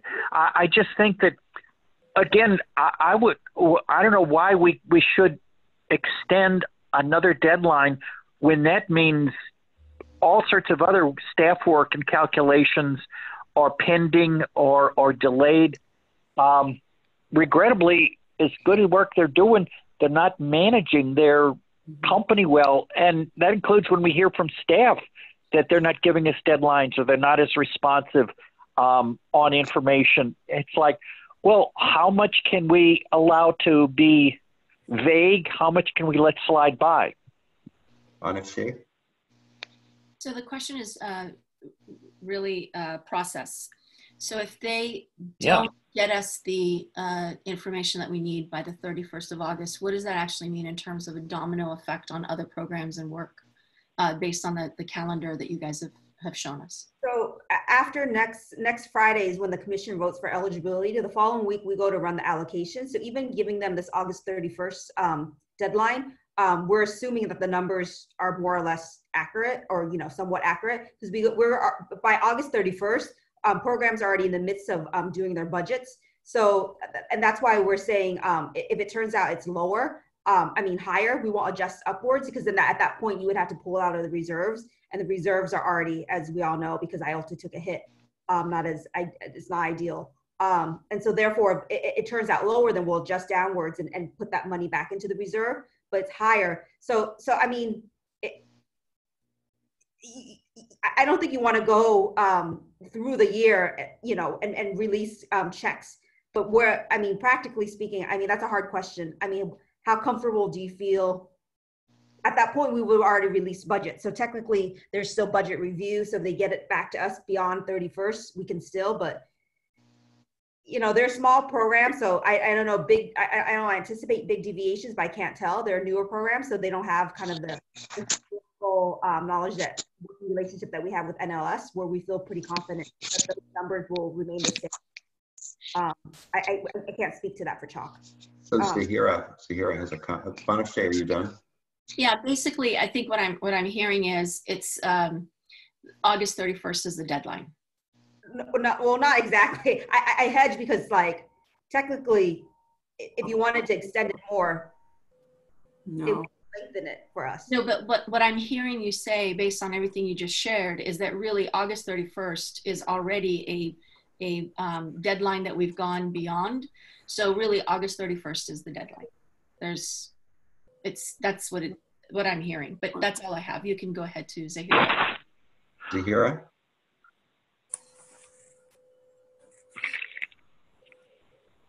Zahira, are you connected?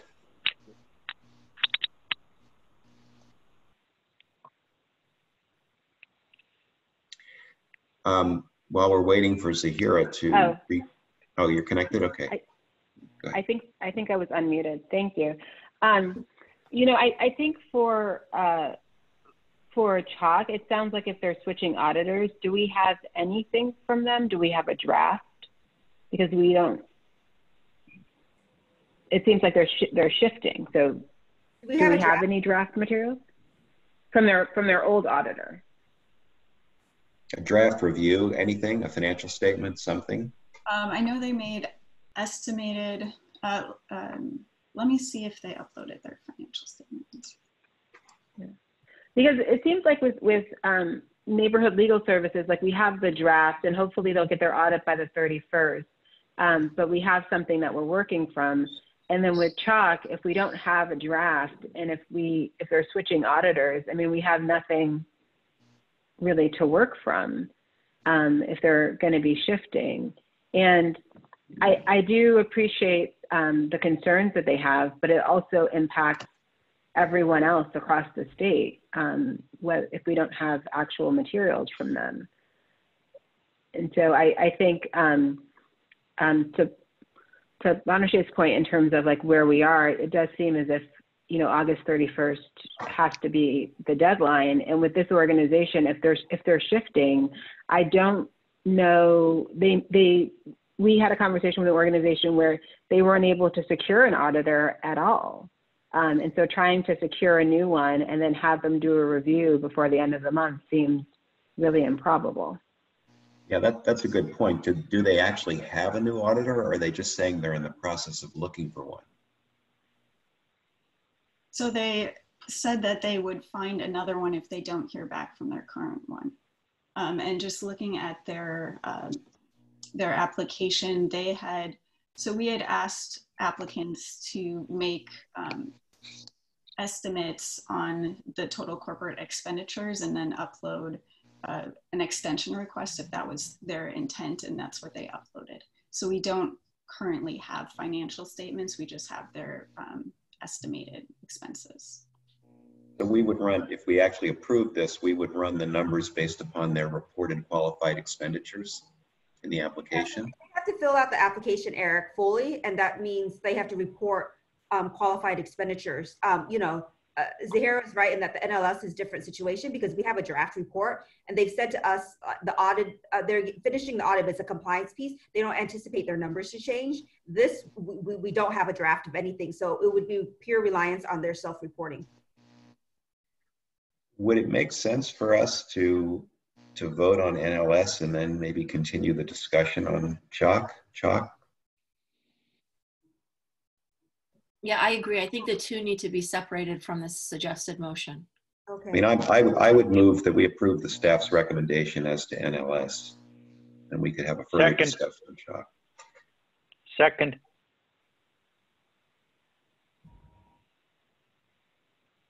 Okay. Iskin? Yes.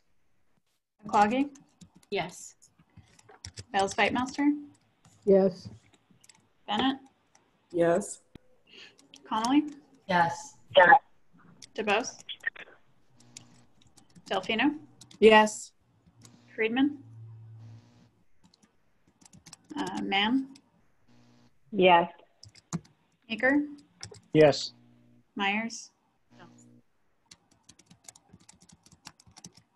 Einhold? Yes. Savage? Yes. Motion passes. So I just like to add a little bit context on CHOC because they are a newer grantee. I think that this is their third year of funding. They're a very, very small organization. They used to be part of CHOC Children's Hospital, and they get some funding from the hospital to provide services. And then our funding, I don't know the percentage, but our funding has allowed them to expand a staff attorney, and they're only a staff of 2. So it is pretty significant. And I think that's why our struggle of not giving them an extension or being more flexible during this period, because it would impact, I think, staffing for them.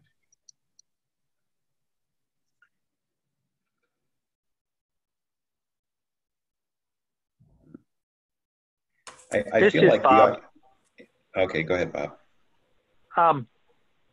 I also want to bring out, if we provide an extension to CHOC past 31 August, are we establishing a potential precedent of somebody saying, well, we're small, we haven't heard back from our auditor, we're going to look for a new auditor?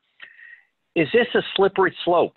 I just worry that extension after extension and valid excuse after valid excuse, they're valid, but still, we've got a responsibility to the program and to the other grantees that the money be used as best as possible in this funding period and not have delays or that other grantee applicants may benefit from funding that CHOC is asking for, but hasn't yet shown ability to receive because of non-compliance or under-responsiveness in the application. I just worry we could establish a precedent somewhere that other grantees, when they hear through their own communication channels of how, you know, some groups got extension after extension, we're going to burden ourselves and just make this process continue. Well, that's certainly a concern, and we maybe already have done that. But yeah.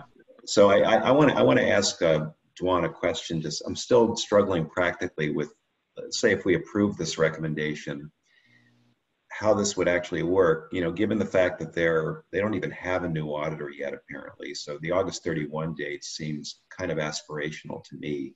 But if we pass this recommendation, you run the numbers on August 14th or after August 14th, and then August 31 comes and they don't have a review. I'm still struggling. What happens? So what happens if they don't have a review and you don't extend their, and you go to find them ineligible and you don't offer another extension, is what they would have been allocated, because the formula is already run. We won't be able to allocate it for next year. That's the the practicality of it. We would have to take that, whatever that amount is, and put it back into the reserves for perhaps for 2022 distribution. So we'd be holding on, and there's but in context, they get a very large, a very small IELTS and EF award amount. But you would be withholding money that could have been distributed in 2021. What's the order of magnitude? Do you know? Dwan, this is Brady. Yeah. Is that necessarily true, or could you redistribute it just proportionally within those counties? I would really steer away. We could technically go back and rerun their like $50,000-$60,000 allocation and give. I really would suggest against that, because that would be a big lifting on our end for programs to then go back and redo. At that phase, they've already had 2 weeks to do budgets, to go back and rethink the drawing board. This is a small amount, but And you're right, and it would be, I guess, a very small amount once you divided that up amongst the others in each county. I think they're only a one county, if I recall. Christine, is that correct? They're only in Orange County. They're only in Orange County, and to give you some numbers, for the IOLTA for 2019 was 20,770, and then EAF was 17,340. I think they might be our smallest organization. Oh wow! And it's going to be what, half that this year? Yeah. Just a couple of follow-up questions. Do you guys know what their financial health looks like? Who are they being funded by? It's mainly by the hospital and us. And so do you know how much the hospital contributes? Christine, do you know off the top? I think Christine's looking at their application right now.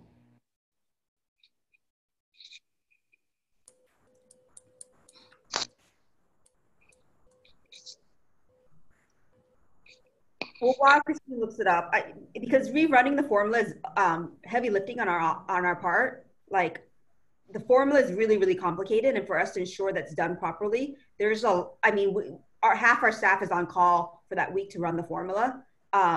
We don't like to do it off cycle, rerunning the formula. That's why the suggestion is to put it back into the reserves.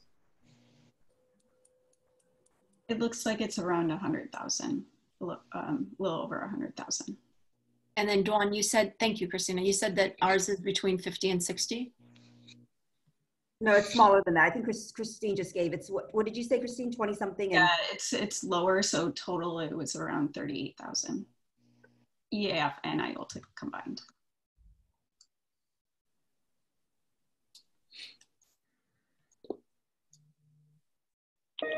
So I think, I don't know, I'm a little troubled, kind of dealing with this without more information about the status of their audit. So we can get more information. Do you want to hold off then? And then Christine will get more information. I mean, I do. That's what I would suggest, that we deal with this on the 14th. And in the meantime, if they're proceeding, encourage them to proceed with all due speed. Does anybody have any comment on that? Well, delay what? Till the 14th? Till the full commission next Friday? Till the next eligibility and budget meeting on the 14th.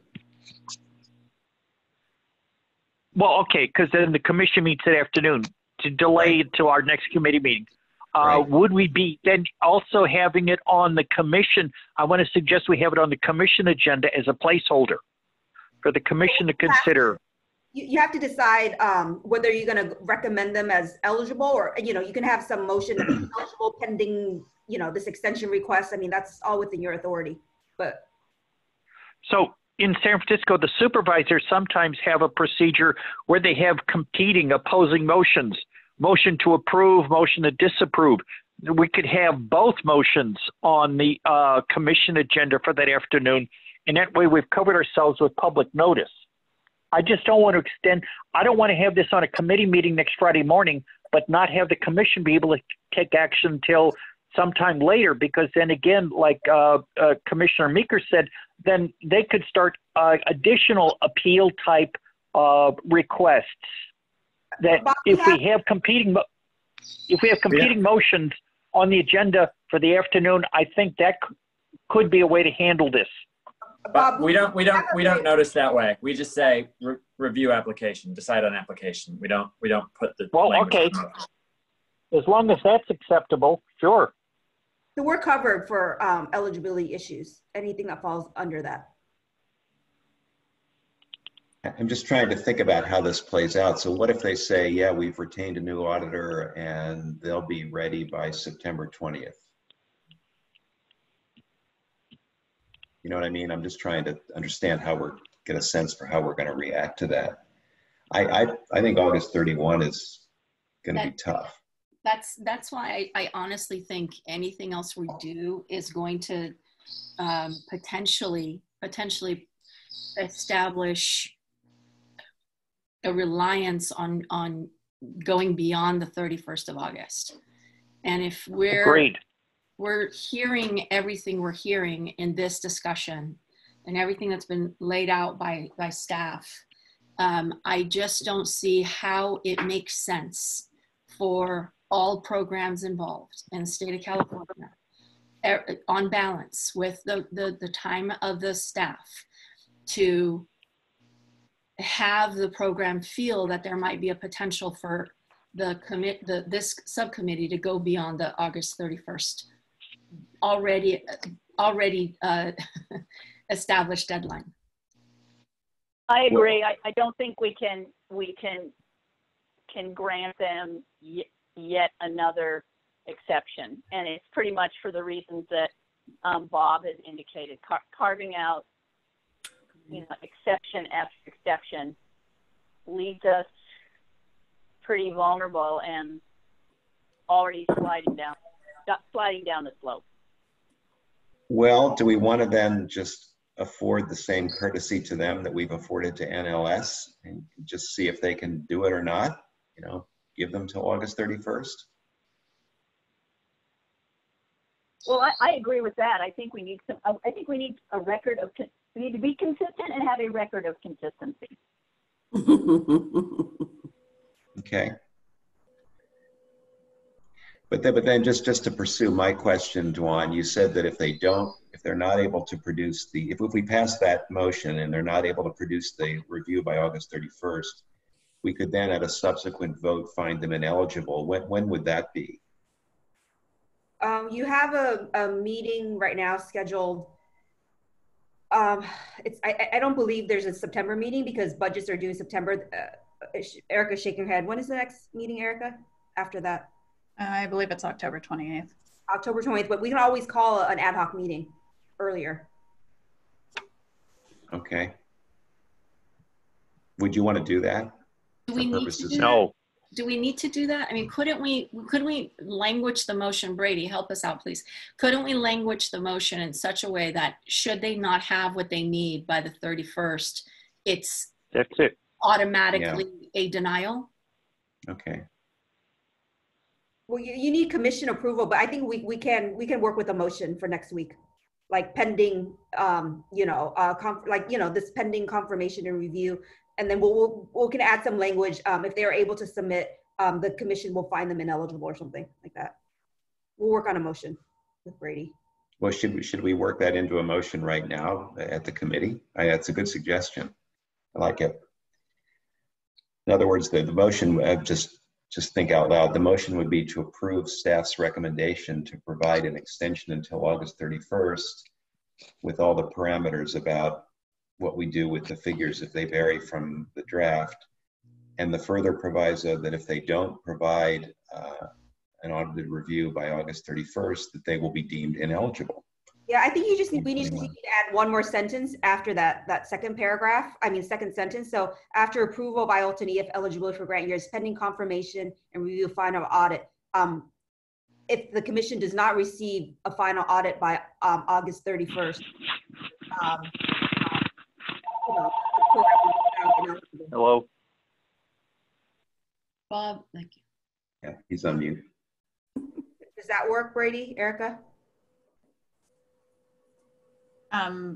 It cut out for me the last. Oh, sorry. I was saying we just add just one more sentence after this sentence: approval of IELTS and EF eligibility is pending confirmation of final audit. We just say if the commission does not receive a final audit by August 31st, the program will be found eligible for IELTS and EF funding in 2021. Right, and this is a recommendation to the commission. Yeah. Mm-hmm. Can we add some language about consistent with other eligibility? I'm trying to. We've used this deadline for other programs, right? We're using it just for neighborhood legal. Is that it? Well, remember, these are extensions based on a showing of extraordinary circumstances.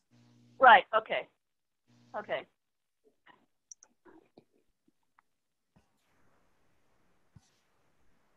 I like the suggestion. Any other discussion? Otherwise, I'm going to move that be adopted. Zira has a comment. Yes, my only comment is that I believe Christine said that this was we've been using audit language, but I think this is for a financial review. And so I don't know if we need that level of clarity within the motion. That's right. We should modify final audit or financial review.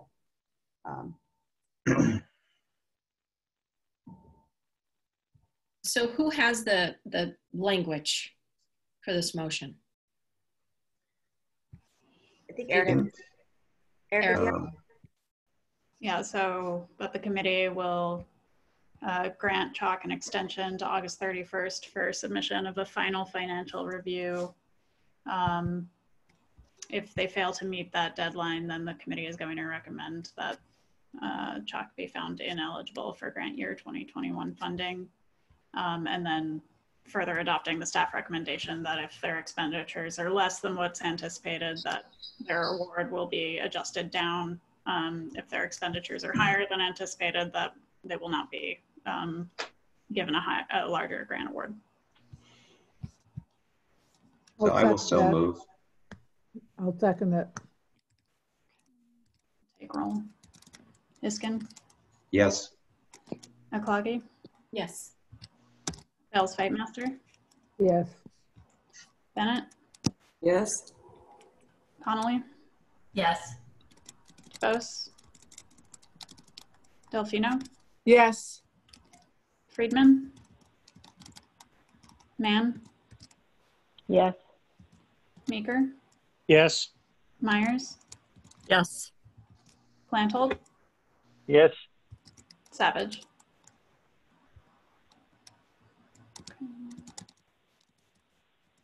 Motion passes. Okay, I think we have at least one. Here we go. One more issue. Selena, you had a question? Yes, just a very quick question. I think that many of you are aware, sorry, I'm actually packing boxes now. I think many of you are aware that there's going to be some homelessness prevention funds becoming available. And I was curious if this group wanted to make any sort of motion or flag for future discussion, how eligibility for 2020 programs who won't be eligible in 2021, how that would impact their eligibility for the new homelessness prevention money. So just wanted to flag that as an issue before we get talking about distributing those funds. Well, we're going to be having a separate meeting of the Homelessness Prevention Committee next week. Yeah, I was just thought might be an eligibility issue as well. Sorry. How is that eligibility? Sorry, I'm not following, Selena. Well, I think I remember, and I think you probably talked about this a year ago, is that for the new homelessness prevention funds, I think the language that you're using are organizations that are eligible in 2020. So if an organization was IELTA eligible in 2020, but they're not in 2021, could they get homelessness prevention funds even if they don't get even if they aren't current grantees? Oh, I see. Yeah, it's just a little wrinkle I wanted just to flag. Is that something we need to discuss now? No. No. Okay. Why don't you move on to... talks about being, sorry, I apologize, let me raise my hand. But the statute talks about it being eligible for 2020 funding. So Just a thing to be. So Chalk would be eligible even if it turns out they don't submit an audit by a review by August 31. Mm-hmm. Okay. You want to move on to Legal Aid Society of San Bernardino? Yes. So just to recap, last week the committee dealt with pro bono allocations, and organizations that apply for a pro bono allocation are eligible for additional funding in the counties where their principal means of delivering legal services are through pro bono volunteers. And they also use higher income eligibility guidelines. So the committee reviewed the applications for the pro bono allocation last week. The ones that you all looked at in more detail were Test C applications where organizations that weren't able to meet a numeric test to show that their principal means of delivery is through pro bonos, they're allowed to provide a narrative explanation making the argument as to why they should still be found eligible for this allocation. And so one of the organizations that was reviewed was Legal Aid Society of San Bernardino. And the staff, the tentative recommendation at the time was that given their explanation that they should be found eligible, but pending their final audit numbers, because they were one of the organizations that had been granted an extension until August 1st, and staff had not had the ability to, had not received and had not had the ability to review the final audit yet. So since that meeting, we have received the final audit, and after reviewing the auditor's opinion and findings, our recommendation has been modified to not find Legal Aid Society of San Bernardino eligible for the pro bono allocation in San Bernardino County for 2021 because the auditor stated fairly clearly that they were unable to confirm the number of volunteer hours reported by San Bernardino and felt that there was the potential for a material misstatement. And so given that information, we're actually recommending that they not be found eligible in 2021 for the pro bono allocation, not for IOLTA in general. Any questions of Erica?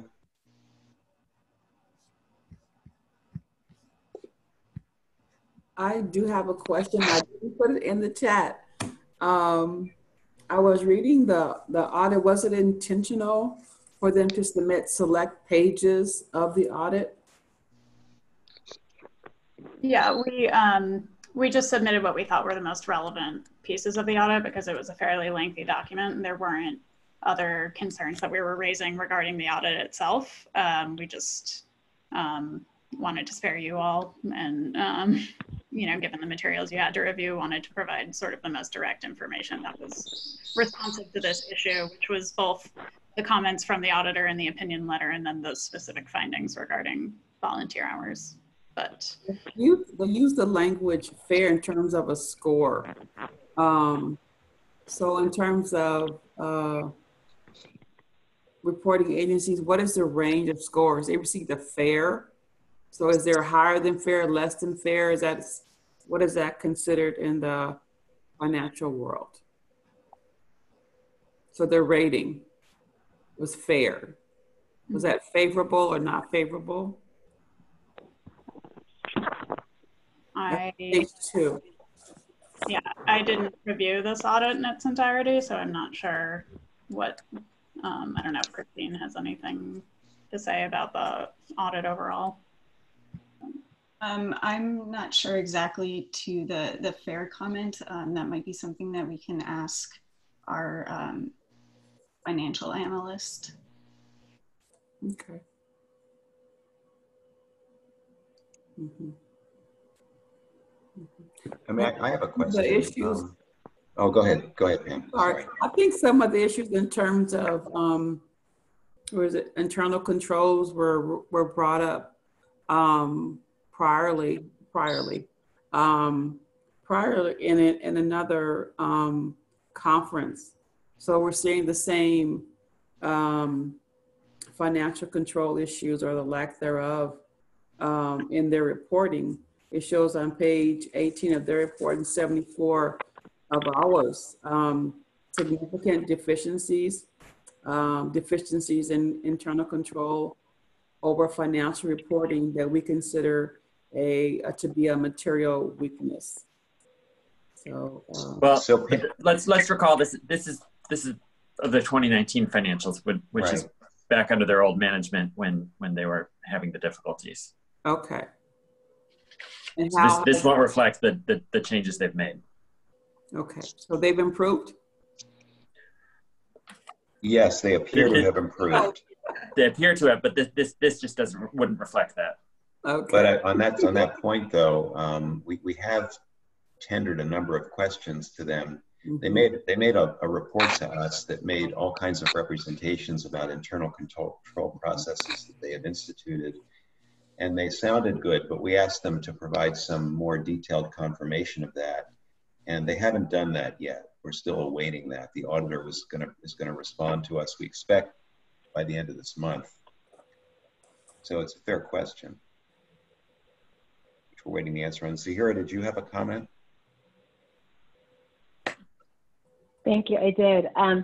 Part of it is to Pamela's comment, and I think that oftentimes with audits, there are different ways in which the auditor will signal that there's a concern. So the qualified opinion is like one way of doing that, and then noting that there's a going concern is another way of doing that.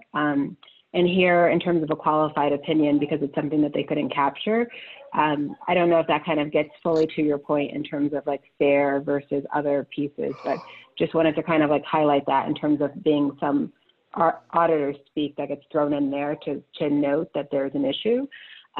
One of the questions I had with this particular audit is in terms of their corrective action plan, like where do we have a sense on where they are with that and how much of it they've completed? Because that seems like that'll speak to how far along they are in terms of fixing some of these issues. Because it looks like from here that it's not planned to be implemented until, is it that it's not planned to be implemented until December 31st? No, they actually claim that they've implemented a more robust internal control process now, that they've implemented it, actually not now, but earlier this year, for more accurately counting pro bono hours, for more accurately conforming their expense accounting to the requirements of grants. And they submitted a couple of letters earlier this year that addressed a number of these issues. And the working group that has been dealing with them was reasonably satisfied with the letter, and it seemed like they were making a fair amount of progress. They're looking for a new executive director. They've got a solicitation out. I don't know how close they are to final. The acting director is someone who seems to be honest and reasonably capable of implementing these things. So the answer is a qualified yes, but as I said, we did ask the accountants to specifically confirm some of the representations that were being made in these letters, and we haven't yet gotten that confirmation. So that's where we're at. We have reasonable confidence that they're making good progress, but not complete confidence. Thank you. And I think in terms of, it's helpful, that piece in terms of what they've been submitting in letters, but then also to the piece in terms of what is within the audit. Because it looks like on page maybe 34 of the audit, that's the reference to the corrective action plan that would then be part of sort of the audit combined materials, so that if someone else was like picking up their audit, then they would look at what the corrective action plan is, what steps they have done to complete the corrective action plan, and how they're moving forward, which would be outside of a letter to us. It would be something that they're memorializing internally, so that anyone who's reviewing their audit would have a sense of how they've fixed some of the issues. But do we have a sense of where they are on something like that? So what do you, I'm not sure exactly when you say something like that, do you mean an amendment to their audit or something that would confirm that they've instituted appropriate procedures? Yes, it's kind of a letter that ends up accompanying their audit, So if they're applying for example, like private funding, they would give their audit, and their audit would show that there's a problem. And then they would submit a letter that had been kind of this corrective action plan that they'd come up with their auditor that would say what they're doing. And then the questions to them as part of the due diligence process would be around where are you now in terms of the elements that have been outlined on your corrective action plan to fix. And so with this, I know that they've been in conversation with us and letters with us, but do we know if they have developed some sort of plan that would then kind of be this piece that goes along with their audit and explains how they're doing? I don't know. Might it be possible that they would submit whatever letter we get from their accountants confirming that they've done some of these things, that they would use that letter perhaps? I don't know. If I could just jump in here, I'm not sure if we've requested such a letter in the past for other programs, Zahira, but this is a great additional, kind of review, right, from a third party. Dwan, have we ever requested, do you know? Not in recent history, but the thing is, this working group, as Eric said, has asked for additional verification. We're just waiting on that report at the end of the month or beginning of next month, I believe. Well, I mean, I guess let me just ask this. Maybe some of the questions are dancing around the edge of this question. I mean, we have recommended that they be found eligible for a basic IOLTA and EAF grant for 2021. Do any of these sort of concerns impact that? I mean, should we be concerned about that? We're not going forward with or at least the recommendation is not to give them the pro bono allocation. But do we have concerns that are sufficiently broad that we should even rethink even the basic IOLTA and EAF grant?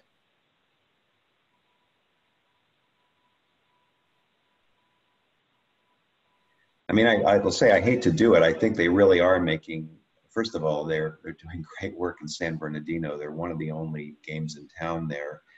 They see a large client base. They're going full steam during the pandemic. I attended a board meeting. Jim did as well. Rich was there. I mean, it seems like they're making a real effort. And I'm not really pushing that. I'm just, I guess, just raising the question. Well, would it be, I don't want to use the word burdensome, but would it be kind of adding an additional request or such to ask for what Zahira is suggesting? If we haven't asked, just so that we could have additional oversight?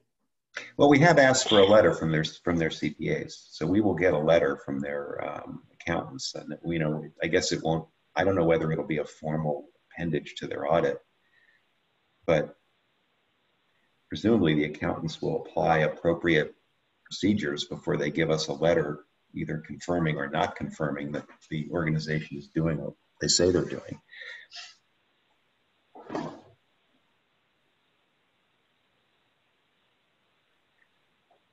Well, let me do this. I don't know. I mean, I'm pleased to move that we at least approve the staff recommendation that they not receive a pro bono allocation in 2021. Second.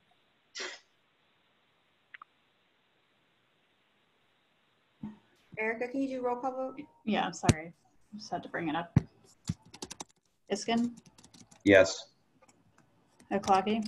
Yes. Bales Fightmaster? Yes. Bennett? Yes. Connolly? DeBose? Yes. Got it. Thank you. DeBose? Delfino? Yes. Friedman? Mann? Yes.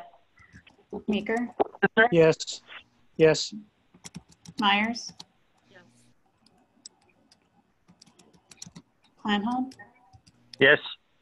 Savage? Yes. Motion passes.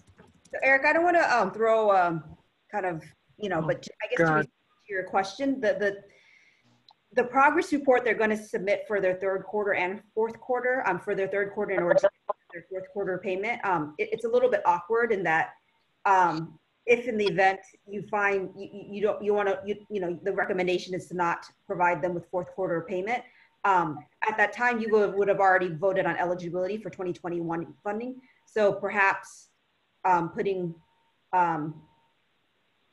I don't know, an asterisk on their recommendation for eligibility. I'm just throwing it out there. I've been on those calls with the working group, and I don't believe anything that they've said, at least so far, has raised concerns. I think they are making progress. We just don't have verification. But if you wanted to be conservative, you can recommend to the commission pending review of, further review of the working group. I don't know. I'm just thinking out loud.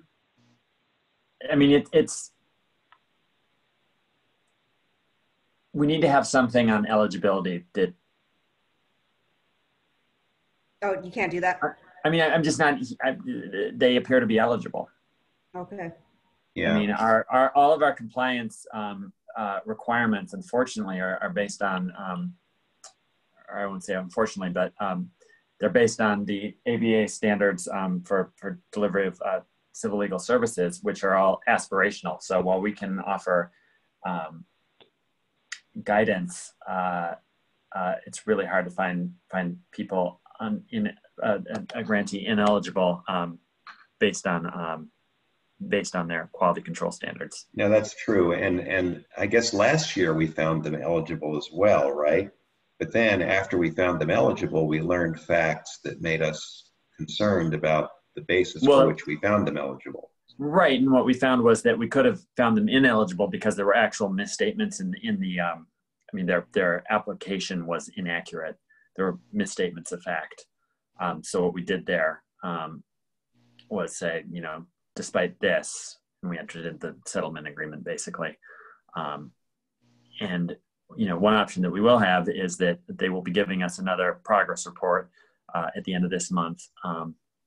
And their quarter 4 2020 funding is still up in the air. So, to the extent we want to add more conditions or get more reporting, that provides us with much more leeway to do so. Yeah, okay. I guess I kind of agree with where Dwan was going with her comment that they do seem to be making progress. I didn't hear anything that gave me concerns either. They were eligible based upon the data that they submitted. So I don't think we need to do anything more personally at this point. Okay. So we just have one more slide. Okay.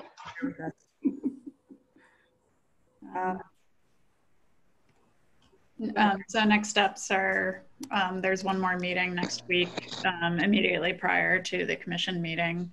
So we'll need quorum for that meeting.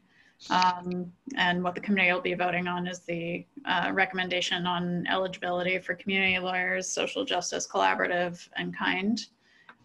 Any other outstanding eligibility issues that might come up in the interim, and then the overall eligibility of the remaining applicants, and then those recommendations will be taken to the commission meeting in the afternoon for the commission to approve eligibility so that staff can run the tentative allocations the following week. Do you see any outstanding eligibility issues as you sit here today? No. No. We don't. But we can't stress enough that we really need quorum because we're going to vote on the entire list to then provide to the in the afternoon. So we really need quorum. So if you can't make it, please let us know. Okay. Does that conclude your report? Yes. Yes. And does that conclude the business that we need to discuss today? Yes. All right. Any other business anybody wants to bring up? Move to adjourn. All right. I was going to say we can all go home now, but we all are home. So return to your home. Go to the basement. Yeah. All right. Bye. Thank you, everyone. Thank you. Thank you. Thank you. Bye. Thanks, everybody.